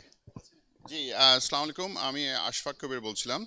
তো প্রথমে আমি একটা কথা বারবার আসছে যে agriculture whether it's a declining sector or not, statistics কিন্তু তাই বলে না। আমাদের I think we are very lucky যে এখন ইউথদের মাঝে এগ্রিকালচার নিয়ে there is a lot of interest, and thanks to people like Fahad bhai who are trend setters, fast movers, যারা অ্যাগ্রিটেকের এখানে ইন্ট্রোডাকশন করেছে। অনেক যারা স্টার্ট আপস নিয়ে কাজ করছে ইউথরা, তারা এখন এগ্রিকালচার নিয়ে চিন্তা করে। সো যেহেতু অ্যাক্সেস টু ফাইন্যান্স ফার্মারদের মাঝে this is a prolong problem, যে কোনো পেপার, যে কোনো রিসার্চ কিন্তু এটা বারবার পয়েন্ট আউট করে। So this is somewhere where there's opportunity. So অনেক অ্যাগ্রিটেকরা কিন্তু এই ফিনটেকের মাধ্যমে ফার্মার ফাইন্যান্সিং প্রবলেমটা অ্যাড্রেস করতে চাচ্ছে। তো এখানে IA farmer has done in a very structured way, but আরও অনেক স্টার্ট আপরা আছে যারা কিন্তু এই স্ট্রাকচার্ড ওয়েতে করছে না। তো যেটা হচ্ছে সেটা হচ্ছে ডিমান্ড তো অনেক বেশি, একজন আই ফার্মার পুরা ফার্মারের প্রবলেম সলভ করতে পারবে না। তো অনেক এরকম স্টার্ট আপরা আছে যারা এঙ্গেজ হচ্ছে ফার্মার ফাইন্যান্সিংয়ে, অ্যান্ড যেহেতু কোনো প্রপার রেগুলেশন নাই, there is a grey area, যেহেতু প্রপার কোনো রেগুলেশন নাই, this is a ticking time bomb and potentially একটা পঞ্জি স্কিম হতে পারে। এই জন্য বাংলাদেশ ব্যাংকের আছেন অফিসিয়াল, আমি বলবো যে প্লিজ টেক প্রিএমটিভ অ্যাকশন। এটা এতদিনও গ্রে এরিয়া হওয়ার কথা না। একটা এক্সাম্পল দিই, আমি রিসেন্টলি একটা স্টার্ট আপের সাথে কাজ করেছি যারা তাদের ইনভেস্টরদের কাছে কমিটমেন্ট রাখতে পারেনি। They have taken money, they haven't invested properly with the farmers, misuse the money, এখন ইনভেস্টরদেরকে টাকা দিতে পারছে না। Ideally this is where regulator should come in. We found Bangladesh Bank to be sleeping, excuse me for my choice of words. এবার দেখি কি হলো। তো সে তো স্টার্ট আপ তো has already defaulted, but যেহেতু বাংলাদেশ ব্যাংকের বিভিন্ন আমাদের সব প্রাইভেট ব্যাংকসগুলো আছে, তাদের কাছে একটা রিকোয়ারমেন্ট আছে যে certain percentage of their profit has to be given out to farmers, এটা অ্যাগ্রি ফাইন্যান্সিংয়ে। এখন যেহেতু বাংলাদেশ ব্যাংক ওই 52, 53 যেসব প্রাইভেট ব্যাংক আছে তাদেরকেও রেগুলেট করছে না, সো তারা কি করছে, they are looking for easy way out. তখন তারা এই ডিফল্টেড স্টার্ট আপকে ধরে বলছে, ভাই আমার এই রিকোয়ারমেন্টটা মিট করে দাও, এই ফার্মারদেরকে তুমি ফাইন্যান্স করে দাও। So the defaulter is actually being rewarded because of lack of regulation from Bangladesh Bank. এবং বিভিন্ন আমি ফোরামে, বিভিন্ন আমি সেমিনারে, every time I have talk to Bangladesh Bank authorities, every time there is denial. Why? You cannot be perfect everywhere. The least you can do is have that modesty and say, you know what, we haven't done a good enough job. We need to wake up.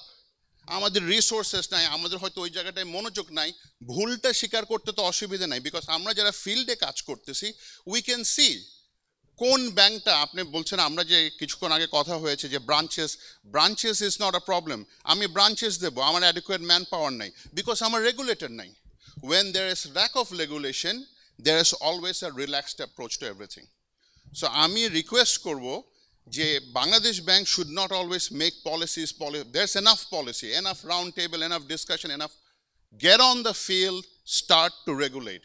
Because a farmer financing ta, not everyone is doing like how in a structured way iFarmer has done. iFarmer এর একটা advantage আছে, আবার disadvantage আছে। অ্যাডভান্টেজটা হচ্ছে they have become the poster boy. ডিসঅ্যাডভান্টেজটা হচ্ছে poster বয়ের আন্ডারে অন্য যারা কাজ করছে ইন আ রং ওয়ে তারা ঢাকা পড়ে যাচ্ছে। সো আমি রিকোয়েস্ট করব যে আমরা এরকম পঞ্জি স্কিম অনেক দেখছি বাংলাদেশে, অনেক ইনোসেন্ট মানুষজন টাকা হারাইছে, হলমার্ক বলেন এটা বলেন, এদের কোনোভাবে যে কতটুকু বিচার হয়েছে সেটাও প্রশ্নবিদ্ধ। If Bangladesh bank doesn't act now, this will be another Ponzi scheme. এবং সবচেয়ে খারাপ যেটা হবে, যখন এরকম একটা স্টোরি বের হবে, the whole investor community will react. আমাদের দেশে স্টার্ট আপদের এমনি তো ইনভেস্টমেন্ট আসতে কষ্ট হয়, তারপর যদি আমি negative press pi, this will be another problem. So একটার সাথে একটা লেয়ার। হয়তো ভাইয়া বা স্যার কথা বলতে যাচ্ছে, আমি প্রথমেই বলবো please be modest enough to accept you haven't done adequate, you haven't taken adequate action. Modesty is where you should start from, and then we can, তখন হয় কি, we are more willing to listen. প্রথমে যদি বলে না না না I've done it, then আমাদের cultural problem, I think in a culture we lack modesty, but hopefully this is where, আমরা যেহেতু রিফর্ম বলছি, hopefully this is where reform starts. Thank you. আপনি কি আপনি রেসপন্ড করতে চাচ্ছেন বোধহয়, সুতরাং ওনাকে রেসপন্ড। ধন্যবাদ। আসলে আইফার্মার এবং এই জাতীয় ইনভেস্টমেন্ট প্ল্যাটফর্ম যারা, ওদের বিষয়ে বাংলাদেশ ব্যাংকে আমার পেমেন্ট সিস্টেম ডিপার্টমেন্টে অনেক ডিসকাশন বিগত কয়েক মাস ধরে হয়ে আসছে, whether we should regulate or not. এই ধরনের প্ল্যাটফর্ম যারা আছে, আপনার রেগুলেশনে আসার সুবিধা আছে, অসুবিধা আছে। অ্যাজ এ সেন্ট্রাল ব্যাংক আমি ছোটো প্ল্যাটফর্মে রেগুলেট করার জন্য আমি তৈরি হই নাই। We are not made for this purpose. এই জন্য আমি লাইসেন্স দিলে বা আমি একটা রেগুলেশন দিলে প্রবলেম সলভ হবে ব্যাপারটা তা না, সমস্যা আরও বাড়বে কি জন্য, যদি পঞ্জি স্কিম বাস্ট করে এটা আমার উপর দায়িত্ব পড়বে। কিন্তু আমি তো ফিল্ডের মনিটর করার মতো আমার হিউম্যান রিসোর্স নাই। সেন্ট্রাল ব্যাংক মাঠে যায় না, সেন্ট্রাল ব্যাংক মাঠে যাওয়ার জন্য তৈরি হয় না। এখন আমার যে লোকজন আছে বাংলাদেশ ব্যাংকের 4000-5000, এটাও বেশি, কারণ বাংলাদেশ ব্যাংক অনেক আননেসেসারি ব্যাংকিং কাজও করে, সেভিং সার্টিফিকেট, এটা বাংলাদেশ ব্যাংকের কাজ না। তো ইউ হ্যাভ টু আন্ডারস্ট্যান্ড যে সেন্ট্রাল ব্যাংক কী করে আর কী করে না। আমি রুল সেট করব, এটা প্রোভাইডাররা এটা মানে কমপ্লাই করছে কিনা সেটা দেখতে হবে। আমি বড় ব্যাংকগুলোকে আমি মনিটর করতে পারি নাই, এটা reality.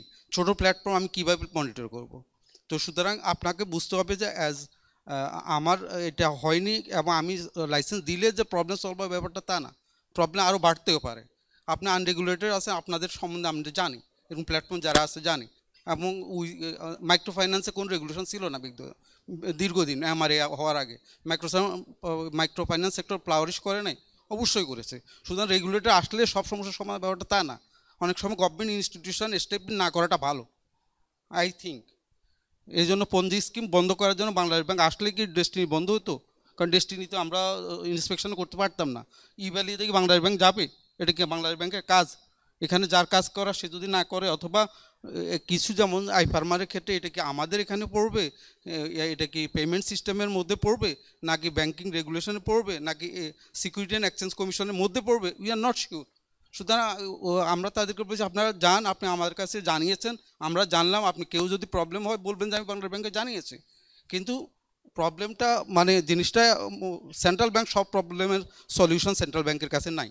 You have to understand this limitation of the central bank and other institution also. আপনি রেসপন্ড করতে চাচ্ছেন একটু, অনেক সময়।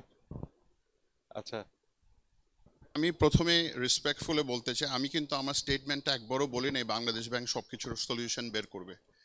আমরা কিন্তু অ্যাপেলস অ্যান্ড অরেঞ্জেসও কম্পেয়ার করতে পারি না।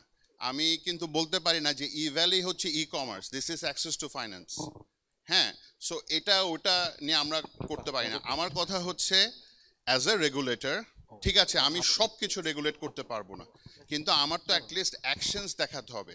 আমি আইফার্মার, উইগ্রো যারা এই ফার্মার ফাইন্যান্সিং অ্যাগ্রিটেকে যারা করছে, আমরা স্টার্ট আপ বাংলাদেশকে নিয়ে আমরা বসে আমরা একটা ফ্রেমওয়ার্ক বানাই, সো দ্যাট আমরা যখন বুঝতেছি একটা প্রবলেম ক্রিয়েট হতে পারে, একটা পঞ্জি স্কিম হলে বাংলাদেশের কত ইনোসেন্ট মানুষ টাকা হারায়, আমরা জানি আমাদের রেগুলেটরি লিমিটেশন কি।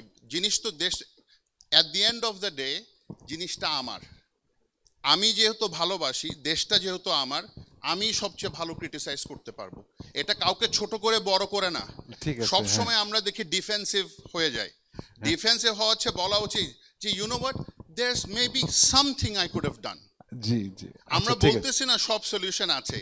এই যে আজকে যখন আমাদের স্টার্টআপরা বলে যে আমরা তো বাংলাদেশ ব্যাংকে নক করছি, আমরা চাচ্ছি কিছু একটা করতে, because startups are working with very revolutionary ideas, যেগুলো হয়তো আমাদের সিনিয়র যারা বাংলাদেশ ব্যাংকে অথরিটি আছে তারা চিন্তা করে না, which is fine, but when they knock the door at least open the door, at least sit with them. এটাই ছিল রিকোয়েস্ট। Thank you. ওকে, ধন্যবাদ ধন্যবাদ। খুব সংক্ষেপে হ্যাঁ আমাদের সংক্ষেপে শেষে- মানে একটা গুরুত্বপূর্ণ পয়েন্ট আউট করার জন্য, বিকজ সব অনেক আলোচকের বক্তৃতায় তারা বলেছে যে কৃষকদের ব্যাংক ক্রেডিটের প্রিভিলেজটা নেই, বাট এই সিনারিওটা কতটা ভয়ঙ্কর সেটা আমি একটু ডেটা তুলে ধরতে চাইছি। যে আমাদের ব্যাংক খাতে যে টোটাল বিতরণকৃত ঋণ তার মাত্র 3.91%, মানে প্রায় 4%-এর কাছাকাছি শুধু কৃষি খাতে আউটস্ট্যান্ডিং। বাট আমাদের জিডিপিতে কিন্তু কৃষি খাতের অবদান 13%-এর মতো, এবং এমপ্লয়মেন্টে হচ্ছে কৃষি মৎস্য বনজ খাত মিলিয়ে প্রায় 45% হচ্ছে যে এই সেক্টরে। বাট ম্যানুফ্যাকচারিং খাতে আমাদের ব্যাংক ঋণের স্থিতি 50%-এর মতো, অথচ ম্যানুফ্যাকচারিং খাতে আমাদের কর্মসংস্থানের মাত্র 10 to 12%। সো কৃষকরা শুধুমাত্র এনজিও বেসড, মাইক্রো ক্রেডিট এনজিওর উপরে তারা নির্ভরশীল, এবং সেখানে দেখা যাচ্ছে যে ঋণের সুদ হার 20 থেকে 25% পর্যন্ত এরকম দিতে হচ্ছে, বাট সেটা সরকার সেভাবে রেগুলেট করছে না। বর্তমান সরকার এনজিও সংস্কার নিয়েও সেরকম কোনো পলিসি নেয়নি। সো আর আরেকটা বিষয় যে গ্রামীণ যে ব্যাংক খাতে আমানত, তার অর্ধেক পরিমাণও গ্রামের ঋণ হিসাবে বিতরণ করা হচ্ছে না। তো এই যে গ্রামের মানুষ এবং কৃষক যারা হচ্ছে দেশের মেজরিটি বা কর্মসংস্থানের হচ্ছে যে যারা মেজরিটি অংশ, তারা ব্যাংক ক্রেডিট থেকে এত বঞ্চিত, এবং সরকারের সেদিকে নজর নেই। আমি মনে করি যে এই ব্যাপারে আমাদের মনোযোগ দেওয়া দরকার। ধন্যবাদ হুমায়ুন। আমরা এখন শেষ করতে বাধ্য হচ্ছি। আমরা আসলে অনেক দেরিতেও শুরু করেছিলাম, কিন্তু সময়ের অতিরিক্ত হয়ে গেছে। কিন্তু খুবই ধন্যবাদ সবাইকে একটা খুব সুন্দর আলোচনা করার জন্য। আমাদের একটা রেকর্ডিং আছে, আমরা আশা করছি এটা ট্রান্সক্রাইব করে আমরা ইম্পর্টেন্ট পয়েন্টগুলো তুলে নেব। অনেকগুলো ইম্পর্টেন্ট পয়েন্ট এসেছে। আপনাদের সবাইকে ধন্যবাদ আপনাদের মূল্যবান কন্ট্রিবিউশনের জন্য।